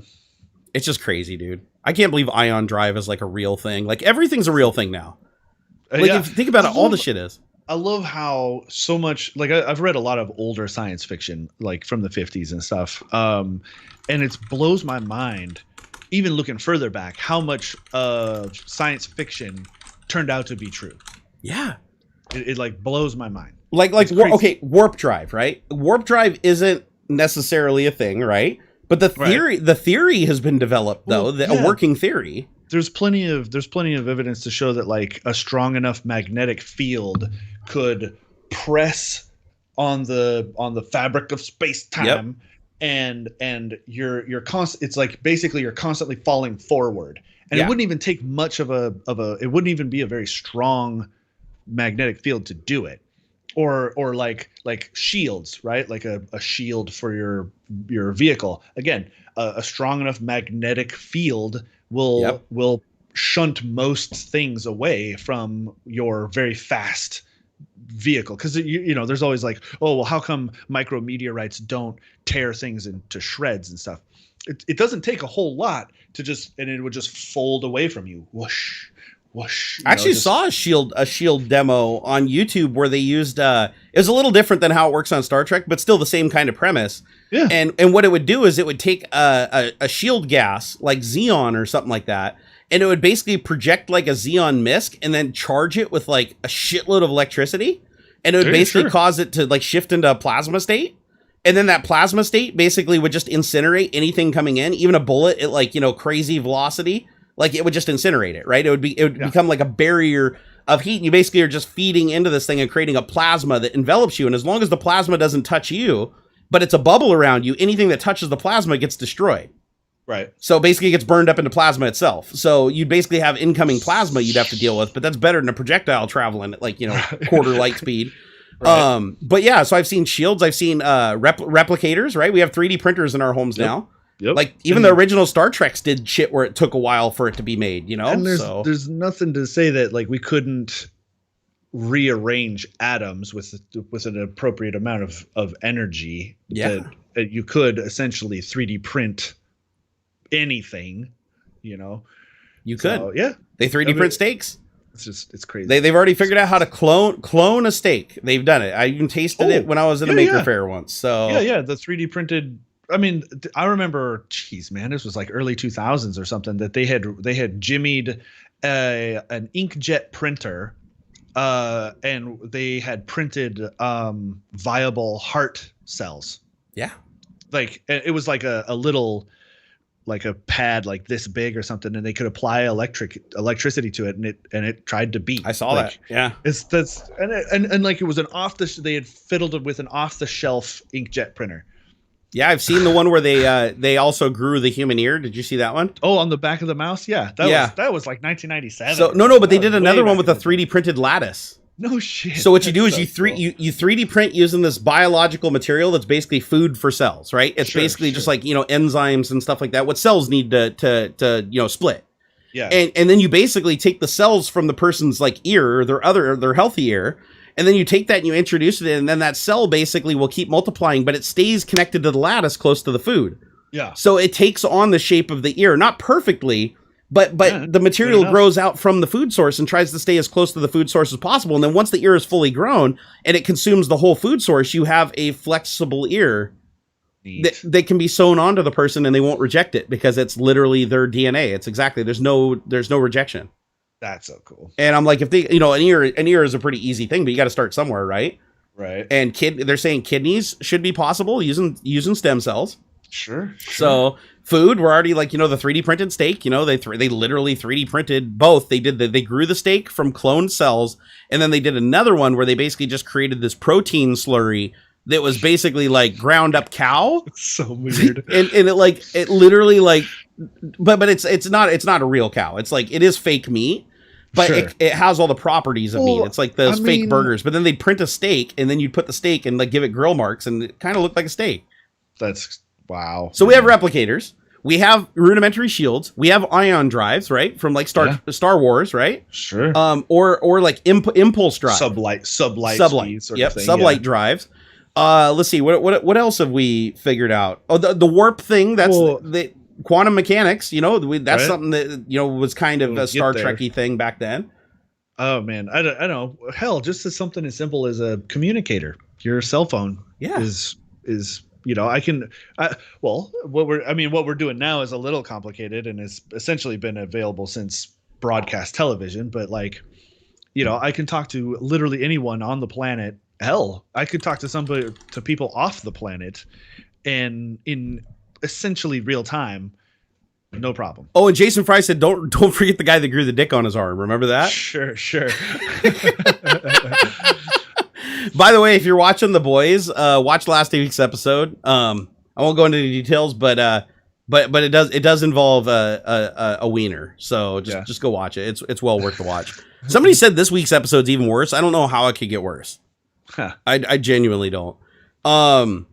Jeffrey Tripp said he wants his $2 back because no David demands a refund.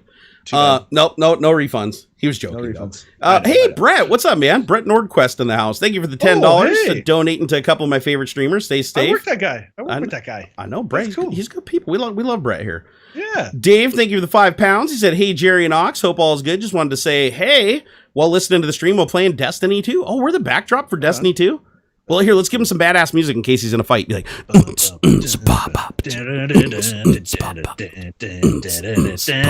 low life meter.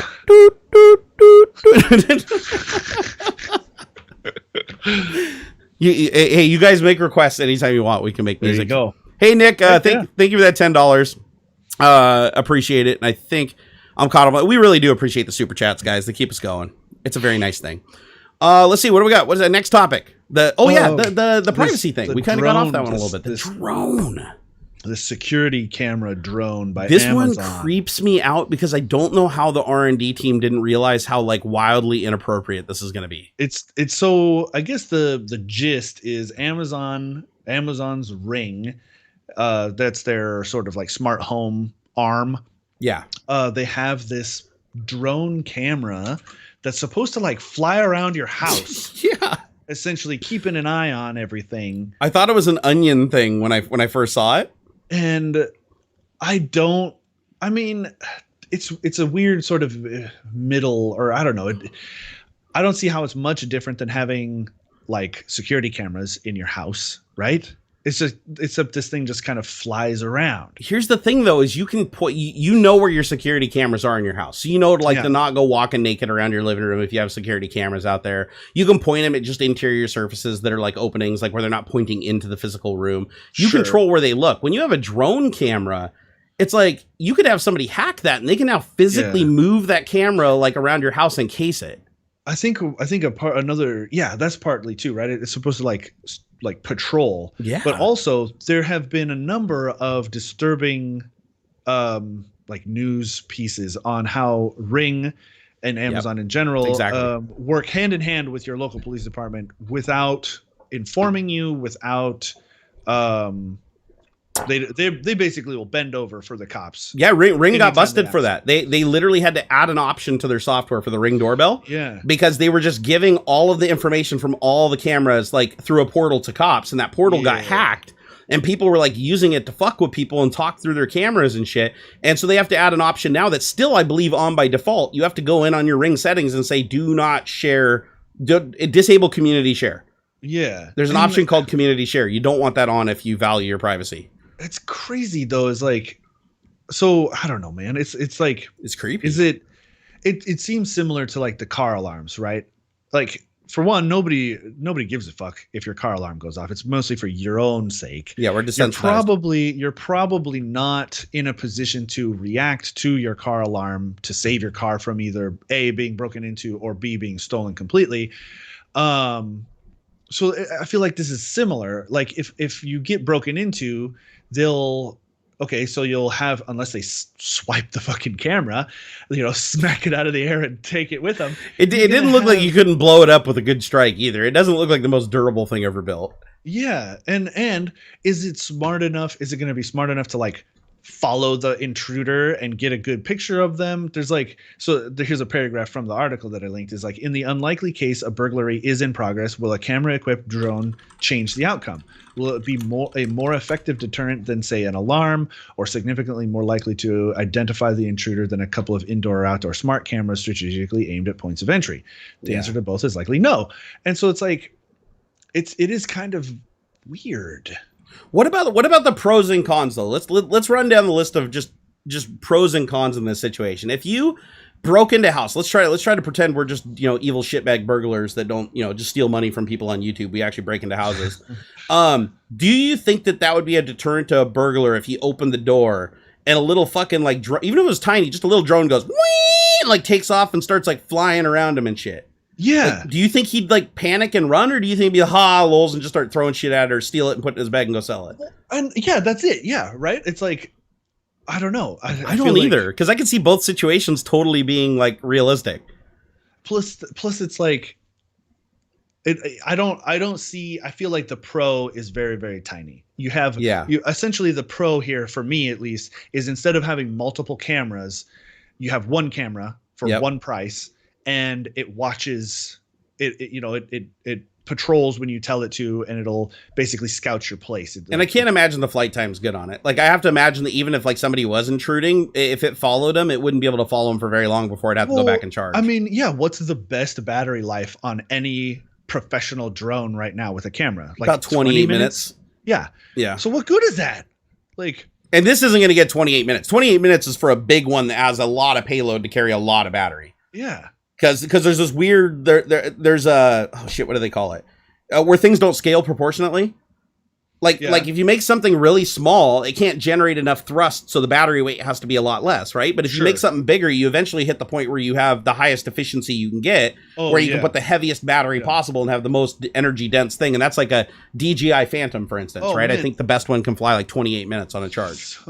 So they go on to list some limitations. Let's hear these limitations. Quote from the article. They went on to list the limitations of the device, including its inability to go up or down stairs, its loud motor, its lack of a microphone. Wait, what? It can't go up and downstairs? Yeah, what is the point? That seems pretty fucking dumb, because that's the only reason I'd want a camera, is for it to be able to fly upstairs.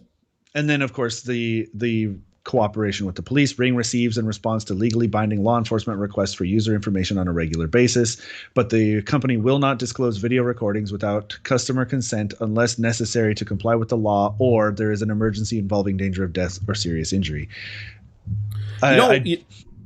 That's I don't like it, because here's what I'm worried about. The scenario that I'm most worried about is, let's say I'm in the bedroom just like going to town on Miss Barnacules, right? Yeah. And there's so many people that have been hacking Zoom. Ring themselves have been hacked several times. Like everybody I know of has been hacked at some point, right? Yeah. It could be a man in the middle attack. It could be somebody just like stealing your shit or using social engineering to get it. I mean, there's no way to be 100% certain somebody can't access it. So you have to treat it as if it is possible for somebody to gain access to it. And that's how I do it in my security system too. It's like, yeah, okay, you break into my security system, you're going to monitor the outside of my house. You ain't going to see shit inside, right? It's like the shit that's inside isn't on the internet. I don't allow it to be on the internet.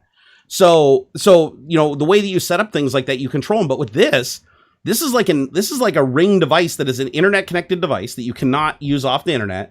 And if it does get breached, I'm guessing there is a manual mode, or somebody could go change the patrol pattern and say, oh, I want to fly into the guy's bedroom and just like go in there and start hovering around and taking pictures, and they're streaming that video directly to the internet to store it in the cloud. So you can't like take it down before they have it, or they could be screen capping it while they're doing it. So it presents too much of an opportunity for like batshit crazy voyeurs. Yeah.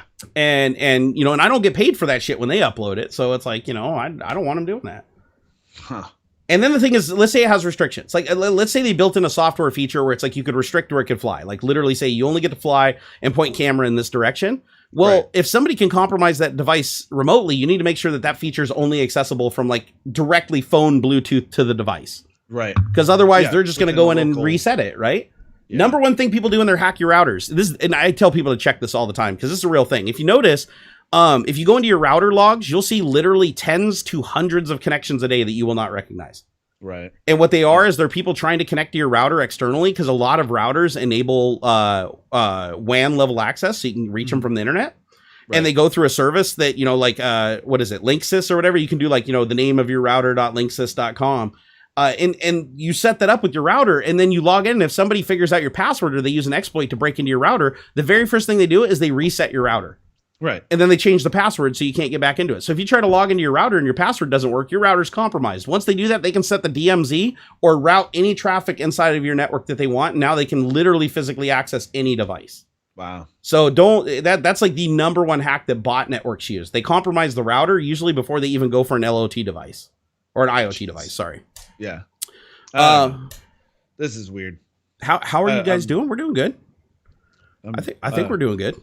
Yeah, this is super weird. I would rather just have cameras. No, I'm the same way. Cameras all the way. And do they say what it even costs? Because I bet you this thing costs like 3 times as much as a camera. $250. Oh, 5 times as much as a camera. How many Wise cams can you buy for that? Yeah, Wise has like, what are they? $25. $25.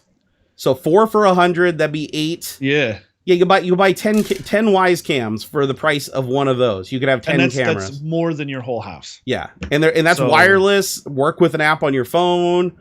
You for $10 more, you can buy the Wise cam that you can actually tilt and pan. Yep. It's I think I have one. Yeah, right here. So this is a Wise tilt and pan. These are like $35, and they actually can rotate around and can look up and down, so you can look anywhere you want. They're also IR. So, and they don't have to land at a damn charging point, you know, to. Yeah, so yeah, I'm gonna say weird. That's weird. I don't trust. The thing is, I don't want anybody to trust technology anymore. If it's internet connected, do not trust it. Like, assume that device can be taken over at any point. And that doesn't mean that you still can't use it for, like, you know, security and stuff like that. Absolutely. Like a Ring doorbell. Okay, I know people can hack into those things, but they're gonna see my porch. Yeah. And I don't care if they see my porch. Like, they can see my porch just by coming to my house and looking at my porch. Like, I'm not worried about that. But for interior cameras, I do not use internet connected devices. Yeah. I don't even use wireless devices indoors. I won't, because wireless devices, people can just pull up and they can try to hack into them or try to use an exploit. Park next door or across the street. Yeah. Dude, people don't realize how unsecure they are. Like, you should put bolts on your garage door. I have captive bolts in my garage door. So if I need to open my garage door, it's inconvenient. I can't just push the button to open my door. I have to go into the garage and remove the bolts. But I highly recommend doing that, because opening garage doors, even modern ones, is insanely easy. Yeah. Even I watched a video with Modern Rogue. It took them less than 3 minutes to broadcast every single frequency combination for the most hardcore garage door opener on the market today. Yeah. And they were able to get it to pop open. And then they had an easier method that was even faster, which was all they did is park at the street. Dude pulls up to his house, hits his garage door button. They have a freaking radio antenna that records the entire transaction back and forth. Yep. And then what'll happen is a packet will be sent to the really good ones will send a packet. So they push the button, it sends a packet, it requests a packet, and then there's like this encrypted dance that goes back and forth. But the problem is everybody's already broken the encryption for like all those damn things. So you just go figure out what the encryption is, you run it through the cipher, and then next time you talk to it, you use like a little piece of shit Arduino and you're in. So it's a kind of a balancing act. Like it's the same kind of deal happens with like hacking, right? Your passwords or whatever, your email and whatnot. It's a balance. Like for every wall you build, someone has a way to go under, over, through it. Correct. So, but for one, it's like a statistics thing. You want to make it hard. There's no way to make it impossible. Correct. But you have to make yourself less of you want to make it so that it isn't worth the trouble. Right. Increase the risk for them. Because like, honestly, so I've just recently moved to a rather nice neighborhood, right? These everybody around here has, all the houses around here start in the low 400s. So everybody around here is at least lower middle class. Okay. This is what I would consider a target rich environment. Yeah, for sure. Okay. But is it really worth it? Is this the kind of area to come to break in and rob people? I feel like because of it is, but at the same time, it's also liable that or reasonable to assume that most of the people here are going to take the right sort of precautions to make it difficult, to make it unreasonably difficult. There are probably easier targets than this area. Now, that doesn't mean to say that like I should take no precautions at all. In fact, it means I should take probably more so than my neighbors. Which is terrible. I don't want to be the easy target. You're actually more likely to get robbed, like for home invasion. You are more likely to be robbed being a house that's like 500 yards down a road all the way in the middle of nowhere with nobody around. You're way more likely to be robbed than being in like a densely packed cul-de-sac with only one entry, one exit. And so, yeah, that's where there are many other homes nearby. If someone were to try to break in, there would be at least people around. Right. That does scare us. Yeah. Yeah. And so like, yes, while this would be the sort of place that would have a worthwhile like take, it's also, my neighbors are 15 feet on either side or 20 feet on either side. They're literally going to be building homes across the street from me. This is shit. So is it so you're in an active development that's still building? Yeah. You're incredibly high risk while that happens. Oh, right. Yeah. Because like all of these, the whole strip that I'm on right now are like new. Every house to my right and left are like, they couldn't have been here more than a month. Yep. And so, yeah, I knew as soon as coming in here, like, man, all of these people haven't had time enough to set up like the right kind of things. Yeah. But like, yeah, it's a matter of just making it difficult enough that it's not worthwhile. Exactly. You want to make your neighbor look more tantalizing than you. Kinda. But no, it's true. It's like if you're in shark infested waters, it's like you want to cut the divers, Achilles tendon and swim away, right? Because the sharks are going to go for the easy meal. Yeah. So, but no, I used to do construction. Before I got into computers, I did construction with my dad. And I can tell you there was a lot of sites that got robbed. Like I'd say 1 out of 3 of the houses my dad worked on, dudes would just pull up and like looking like they had work clothes on and all tattered up and open up their thing and just throw like all the drywall in the back of their truck and just drive off with it. Dude, while this house was being built, I wandered around. Yeah. You can literally just go in that. Nobody will ever question you ever. If you were dressed up as a worker or you're dressed up as somebody in nice clothing, they will never, ever question you. Yeah. And it's so, the worst that they're really going to do is say, hey man, get out of here. And I'm busted. So like, you just leave. Like they're not going to call the cops. So there's some attacks you need to be on an eye out for though. And I'll tell you, cause I know these ones I don't know if you know, but I had an audit done on my house. For security years ago. That's when I got my big security system installed on my house. I did an audit and a walk around so that they could show me all the points of entry and the risk assessment for everything. Like, like you said, if they really want to get in the house, I mean, they'll pull out a fucking, giant saw and just cut a hole in the wall. But odds are they're not going to do that because it'll attract too much attention, right? It's how bad do they want the thing inside? Like how willing are they willing to get caught? Exactly. So you want to get rid of all the low hanging fruit. The one that construction worker scams do a lot is you're going to got a guy that may come to your house at some point. night with another dude. Usually they'll be in a group of 2. They'll knock on your door and they'll say, hey, we're building this thing across the lot or whatever, and we're running the water. We need to come in and check your water main, or we need to come make sure that we can shut off your water when we're turning on the water to this other house. Your water in your house has nothing to fucking do with the neighborhood. Same thing with power either. They don't need you to shut down your power box to do that. And they'll come up and they'll convince you, and what they'll do is, well, they're in their house, they're casing your house. Yep. And then while they're casing your house and they go through, they're not even going to turn the water off. They're probably not even going to see where it is. And if you see that kind of activity coming along, be like, no, like, you are not getting in here unless you have somebody official with you with the right documentation. You are not coming in here, because there are times where they do need access to something, right? You know, right. If you know, some water main's blown or some gas main's blown or something, they need to verify there isn't a leak in your house. But call the place. Right. Like, make sure it's proper before they do that, because they'll try to gain entry to case your house. And then if they see something they want to steal, it's actually really easy for them to do, because they show up as construction workers. They wait for you to leave your house. They just act like, because most construction workers don't work every single day. Right. Like, a lot of these houses have to dry out after rain and stuff like that. So these guys will literally just come sit in their work trucks and eat sandwiches and shit and case your house and wait for you to leave. And one of the biggest ones, and I'll tell you this one right now, because this was the worst one on the whole audit of my house, is, look, does your garage door have windows on it? Yes. Okay. You want to cover those with some kind of frosted tint. Do not let them see into the garage. That's number one. They're not clear. Yeah, oh, good. Okay. They're already textured or something. Perfect. As long as you cannot put your eye up to it and you can see what's in the garage. That is a big thing. The other thing is, do you have one of those little strings hanging down with a little knob on the end of it for, like, overriding your door to open it up manually? Not yet. I don't have an opener installed yet. Oh, good. But even without the opener, they usually have a string hanging from the ceiling. Thing. Yeah. Cut the end off of it. Do not put a ball on the end of it, because he showed me that, because he proved he could get into my house. The guy that did the audit, he was like straight up like criminal. And so what he did is he literally had a coat hanger.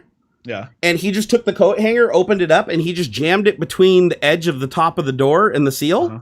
And he reached over and he didn't even have to look through the window. He just goes sideways until he feels the weight of the cable with that little bobber on the end of it, and he pulls it towards him. And when he pulls it towards him, it hooks on the end of that bobber, and he pulls it, and it releases the latch for the door, and he just reaches down and pulls my door up. It didn't even take him 10 seconds. Yeah. And I was like, holy shit. And I was like, so how do I fix that? He's like, just cut the bobber off the end. He's like, you can still have the string, just don't give it something that they can hook into.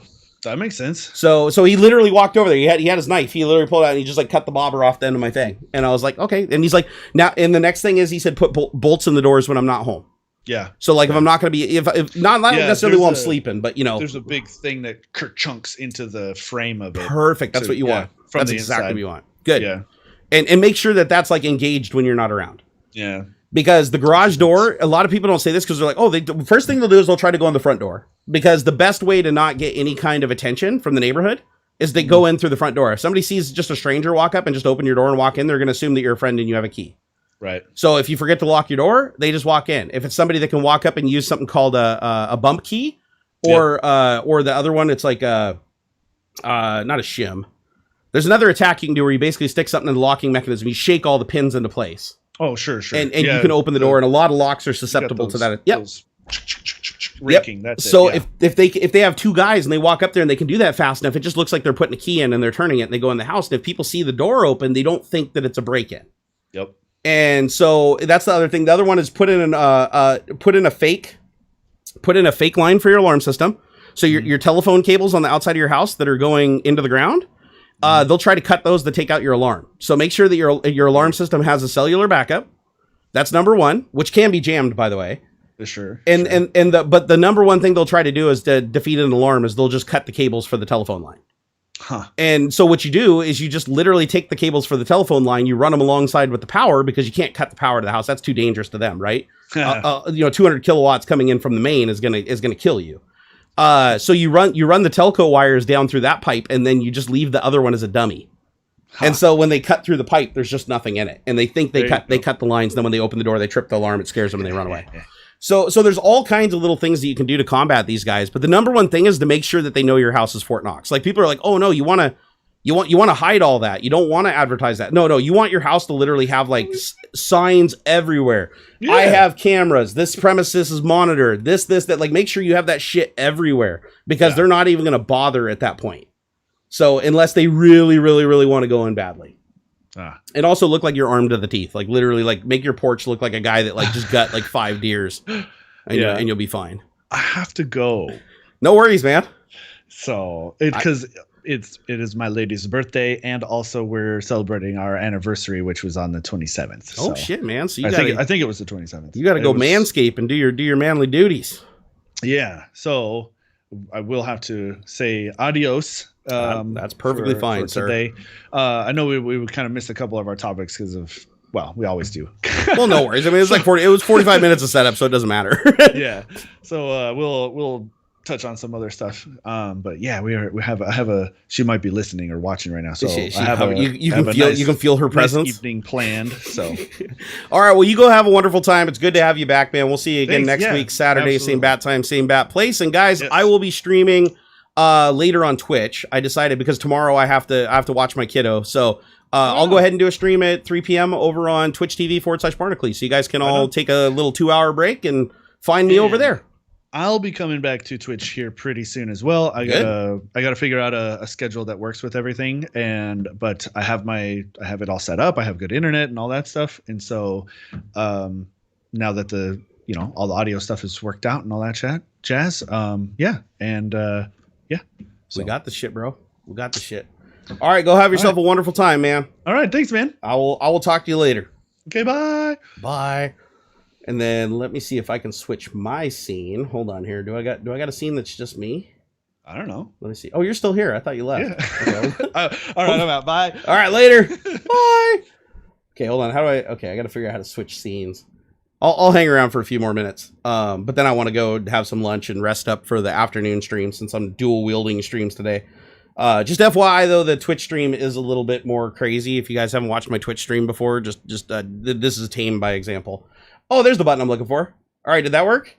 Can you guys see me now? Can you see me now? Except for there's like a frozen Houston over the screen. Let me get rid of that. And there we go. Now we are just regular full screen Barnacules. Hey, Chris Crumbly, thank you for the $20. He says sitting at a truck stop in El Paso, taking a break, watching the stream. Love watching y'all. Well, thank you, Chris. I appreciate that. Also, thank you for being a truck driver because we need truck drivers in this world to get us through this bullshit that's happening. And also for those of you, there's a bunch of people in the chat that wanted me to talk about political things. We generally don't talk about political stuff, at least not on the nose. Here on Tech Talk, we try to keep it tech related or at least nerdy related. But just FYI, if you do come over to the Twitch stream, we do get highly political there. So just FYI. So if you don't like the politics stuff, stay here. If you do like the politics stuff, go over to Twitch, because Twitch is basically where I do my therapy session every other day. So, and by therapy, I mean, I pretty much just say whatever the fuck I want. So, so this is tame. This is the tame show. That is the untamed show. All right. Now that we've got that all out of the way. So, what do you guys think about all these gaming services that are coming out? It looks like Amazon is now creating a competing game streaming service. That was our final topic today.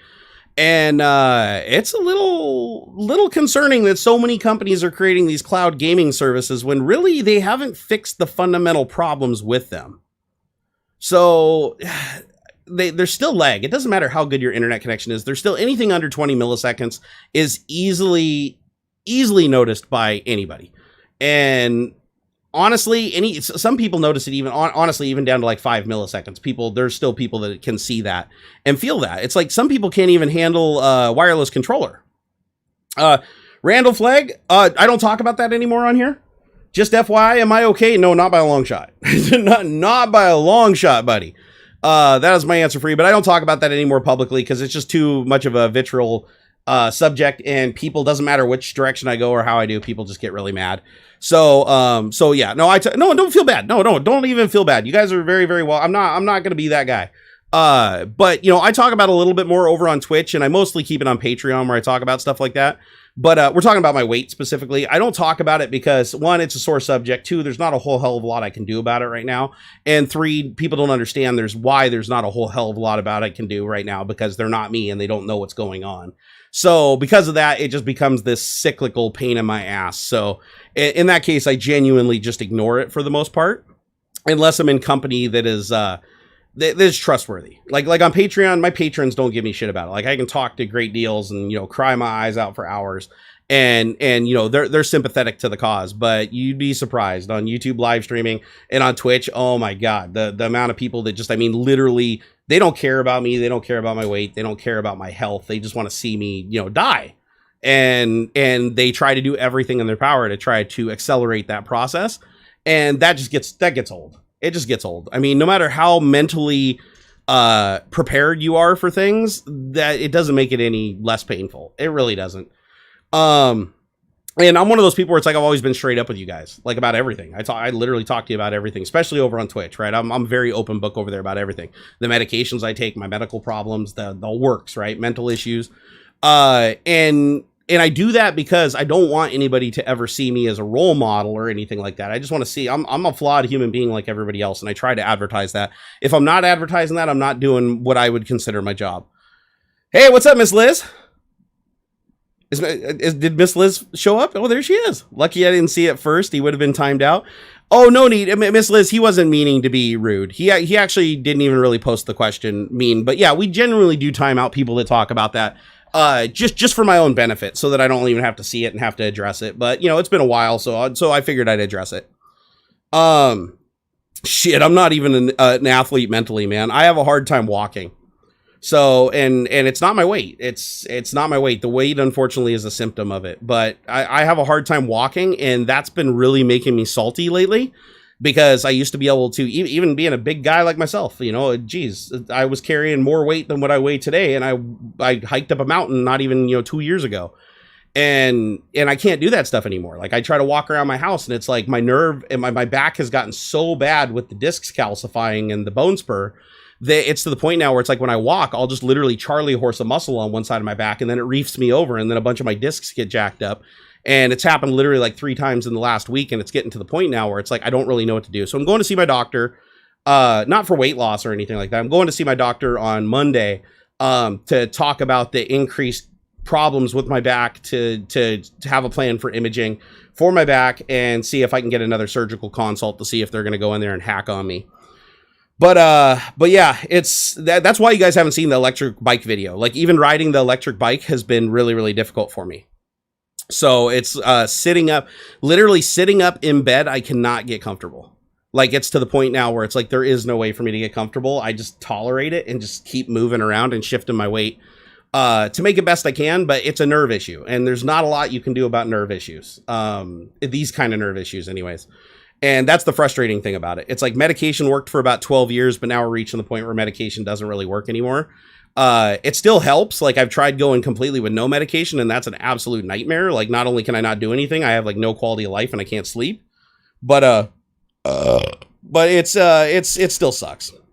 Oh no, I know, Rick. I trust me, Rick. I know I wouldn't do this if I didn't know the vast majority of people were good.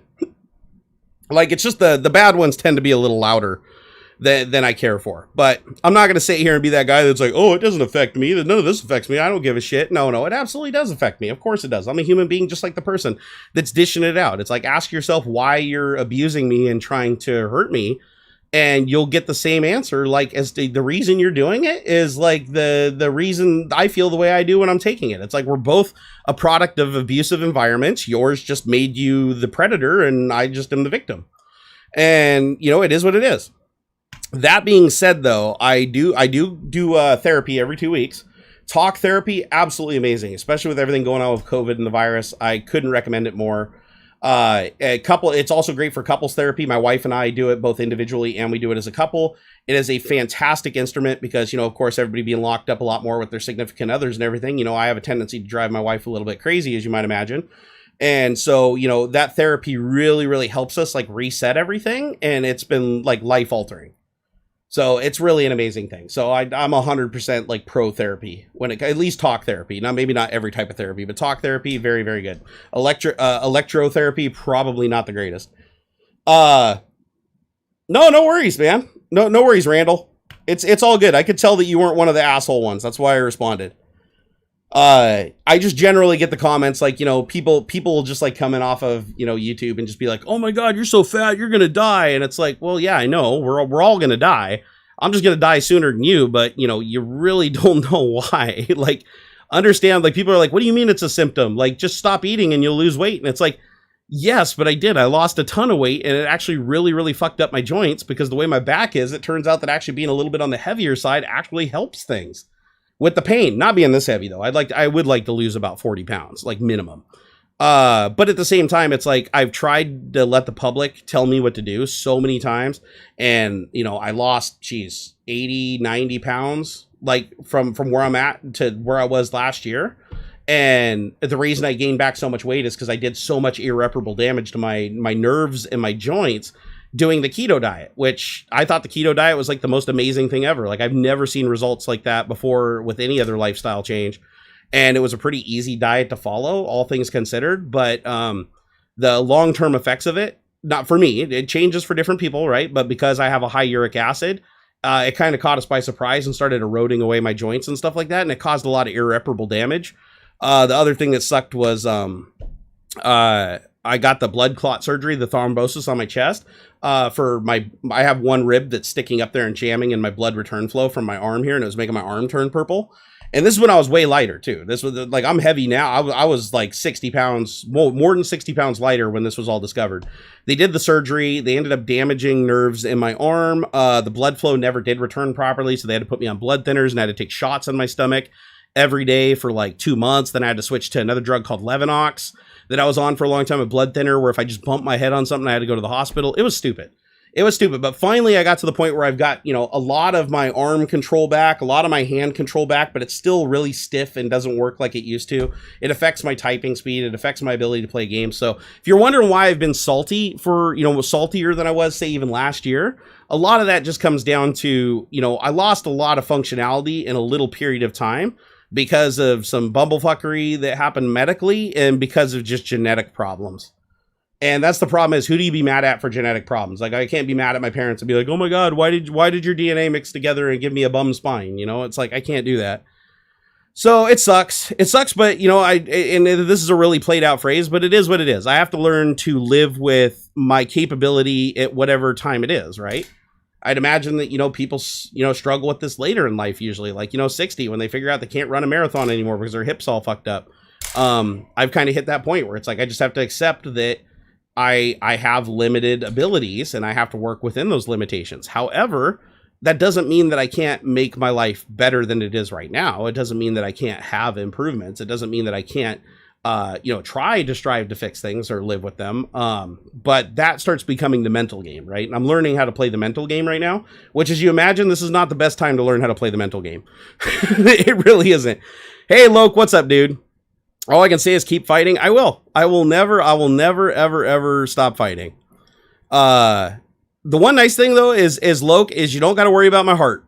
That's the one great thing. I just went and got extensive testing on my heart about 7 months ago, and my heart and my lungs are absolutely fantastic. My liver and my kidneys, absolutely fantastic. I mean, they ran the gamut on me too, buddy. This last one, because, you know, I passed out and fell off a ladder.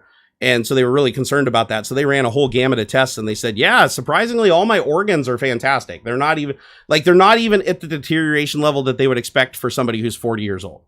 So like, because they give you an estimated age based on like all your kidneys and liver. And it's like my heart and lungs are still that of like a 20-year-old.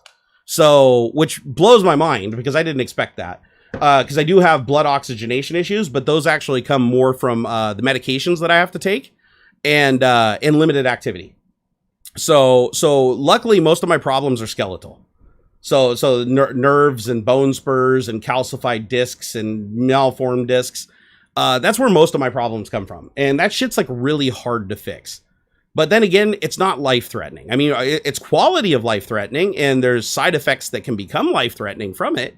But it's not in itself life threatening. So like, given the choice, I'd rather be a little crippled up and, you know, and then like say have my heart being damaged or something like that. Kind of need that sucker. Hey, what's up, Jean Nicholas? Thank you for the $5 Canadian. He said, all I have to say is I sympathize with you and want you to do the things that give you stability, and all that you do, I must leave now. Hey, you have a wonderful night, and thank you for the support with those super chats, man. I really do appreciate it. And we split 50-50, me and AuxxZillary, even when he's not here. If there's ever a show in the future where he's doing Tech Talk or he's co-hosted and I can't be here, regardless of the scenario, we split everything that comes out of this project, which is Tech Talk. Cause you know, it helps us both like do what we need to do and take care of our families. Hey, Dave, thank you so much for the $10 tip. He said, I wish you good health, Jerry. Diet if and when you feel strong enough. I don't want you to die early. You're an awesome guy. Well, I appreciate it, Dave. And you have my guarantee that I do not want to die because, one, I'm an atheist. So I don't believe that there's like some fancy God that's going to let me just like, live in heaven and be the best version of myself throughout my entire life. When it's over, it's over. So I definitely want to have the longest run as human possible, even if I'm a head in a jar at some point. So you bet your ass I will fight to the bitter end. You have my guarantee on that. Hey, MD Hosty said, did you hear that Nikola, the EV designer, backed down from their DMCA of the YouTube channels? Wait, Nikola, an EV designer, backed down from their DMCA of the YouTube channels? I didn't know that there was somebody named Nikola who was DMCAing channels. This is news to me. Now, see, guys, that's a comment where I ban on. So just so you see, he's like, your weight says otherwise. So see, that's somebody that I go ahead and I just hide them from the channel. So they're effectively banned. So those are the type of comments. Like, it's like, I don't mind the comments where people come in, and like asked a nice question or came in and just made an observation that was highly positive. But people that say stuff like that, I just ban them. And so does Miss Liz and my other moderators. And there is no unban from that, just so you guys know. So it's like, yeah, you can do it once, but that's it. You're done after that. Excuse me. Ask Joel to 3D print me a skeleton. Shit, I need to. Well, actually, he's got that big printer now, doesn't he? Joel's got that like $30,000 commercial printer that can print massive things. Actually, it would be pretty funny. You know what I should do is that's actually kind of a good idea. Not a spine, because there's no way to replace a spine. We as humans haven't evolved to spinal replacements yet. However, wouldn't it be cool to take my X-rays of my spine and try to do some stereo like lithography or something like that, and extrude it and make a 3D model of my spine and then print that? Because my spine is really messed up. Like, I showed you guys X-rays of it a long time ago over on the Twitch stream, and it's like it looks similar from the side as it does from the back because of how much twist there is in my spine and how different. Like, my ribs on one side touch each other, and on the other side they're all fanned out and tilted up. So my ribs are really, really messed up. It'd probably be kind of a cool art piece to print that out, because people would have to do a double take. Like, they'd know it was a spine, but would they really know? It could be interesting. Preston said, am I still getting surgery on my shoulder? No, not yet. They said that to remove, they have to cut a piece of my rib off. And they said that that's actually a really, really scary operation. They said the recovery time for it fucking sucks. And so they said that as long as it's manageable with like blood thinners, or I'm getting enough, right now I'm getting enough blood flow even without the thinners. It's just slightly messed with, so I get a little bit more pressure in this arm than the other arm. Makes it stiff. But they did say that if they do have to cut the rib off, they want to wait as long as humanly possible. Like when I'm kind of slowed down and I don't have aspirations to go do anything physical ever again, which, I still haven't, I haven't committed to that yet. Like, I still think that even in searing pain, at some point I could get to the point where I could still get up and do things again. So I'm actually pretty excited with that. I have to keep that going, right? The second I let go of that, I'm just going to give up, and I don't want to do that. Hey, MD Hosty said, yeah, they designed hydrogen-powered semi that they rigged it to roll down a hill on their marketing materials, and YouTube channels used that video in their videos showing how bad it is. Yeah, I never even saw that, MD Hosty. I'm surprised I missed that one. So my skeleton's a modern art Picasso. It is, actually. It really is. Thank you, Tyler Witt. I appreciate it.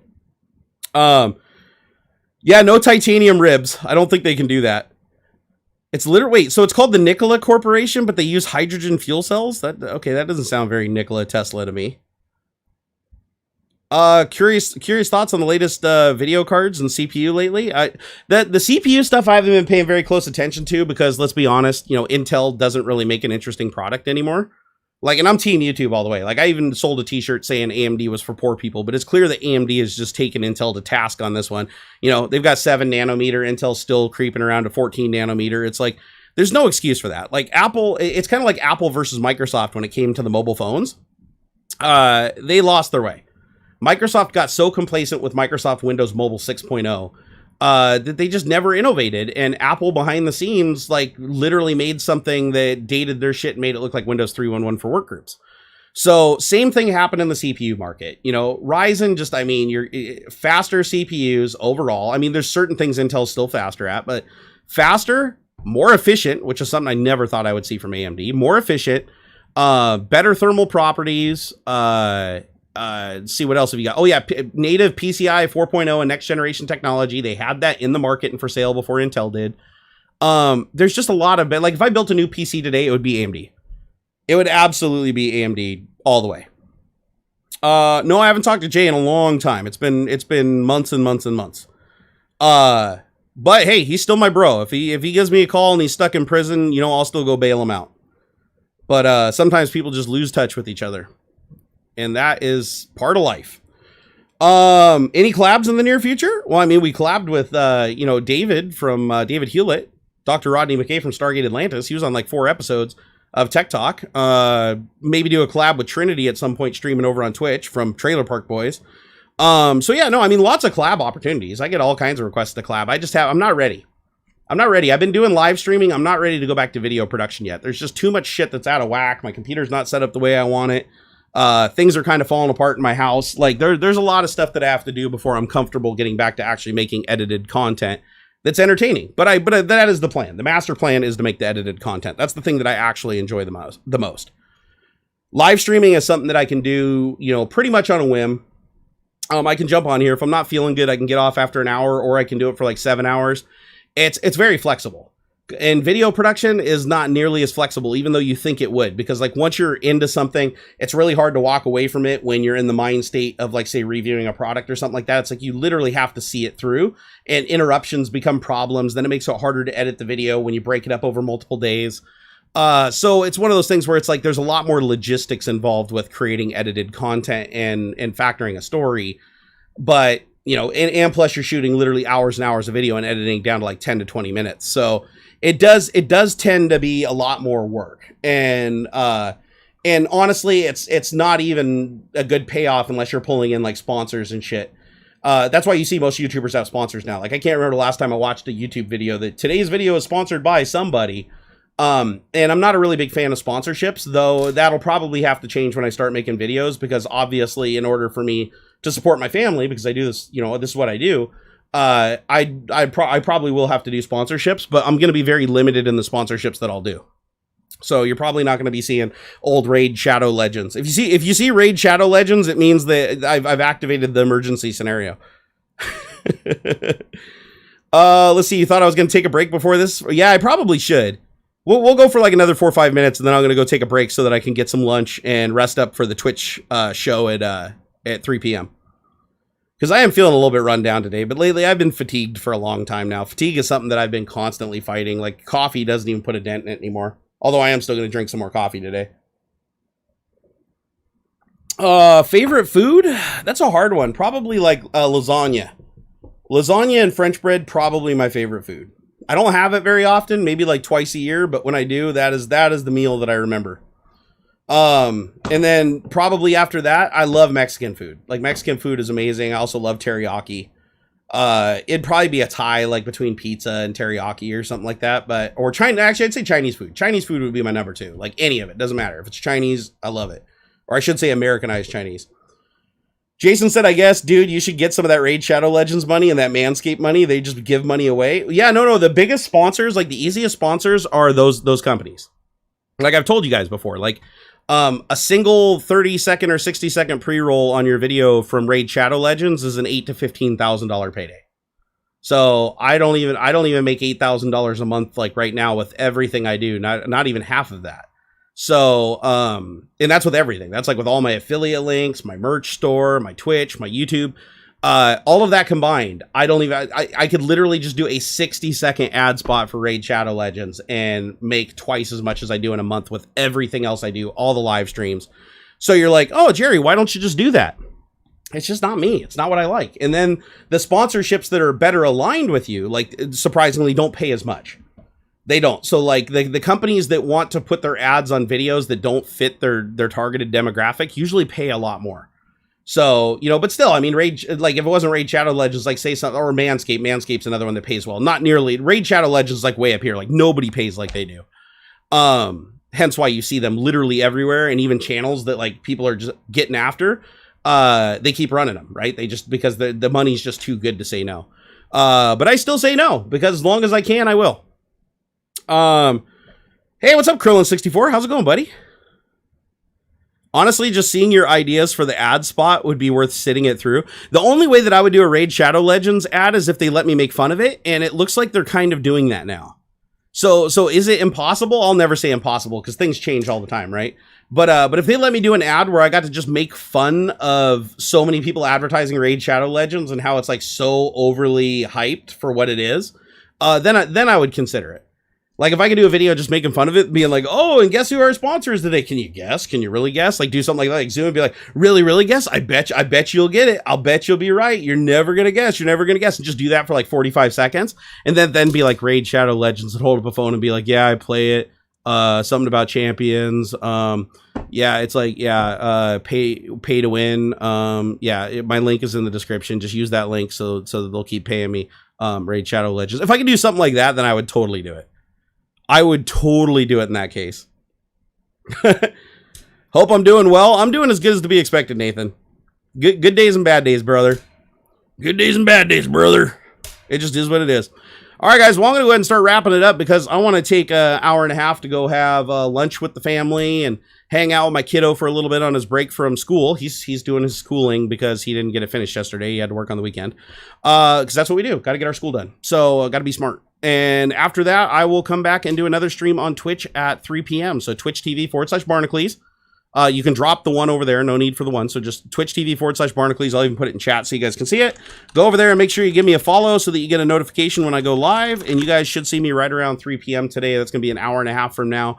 And we can go way deeper than I'm going right now. Because to be honest, I've already gone deeper than we usually allow on Tech Talk because AuxxZillary left. And I felt like talking about some stuff, but we'll take the heavy hitter stuff over to Twitch because that's where it belongs. And I will see you guys back here. If I don't see you on Twitch, I will see you back here at 10 a.m. Pacific time, right here on Barnacules Nerdgasm YouTube channel next Saturday with AuxxZillary. And David, depending on his work schedule, may or may not be joining us. We always love having David Hewlett on the show. In the meantime, check out techbandits.com. That's what David does with his kid. And it's really cool, kind of like STEM project. And he does robotics and all kinds of cool stuff. Like Dr. Rodney McKay from Stargate is actually Dr. Rodney McKay from Stargate in real life. All right, guys, I will see you. I'm not going on Twitch right now. I'll be on Twitch in an hour and a half, 3 p.m. Pacific time, my time. That's 1 hour and 30 minutes from a minute ago. I will be over. Does that make sense? So I'll see you guys over there. So make sure you're following. Just go right now. Just go to Twitch TV/Barnacules. Hit follow. That way you'll get a notification when I go live. And I will see you guys then. And if you subscribe before the show, I will read you off during the intro to the channel, like I do anybody that subscribes, because I think anybody that shows support should be recognized for it. Because I'm just that kind of cool guy. You know, I try to do that. All right, guys. I will see you in about an hour and a half, give or take. Thanks for joining us on Tech Talk. You guys are baller. Shock collar, 20-inch blades on them.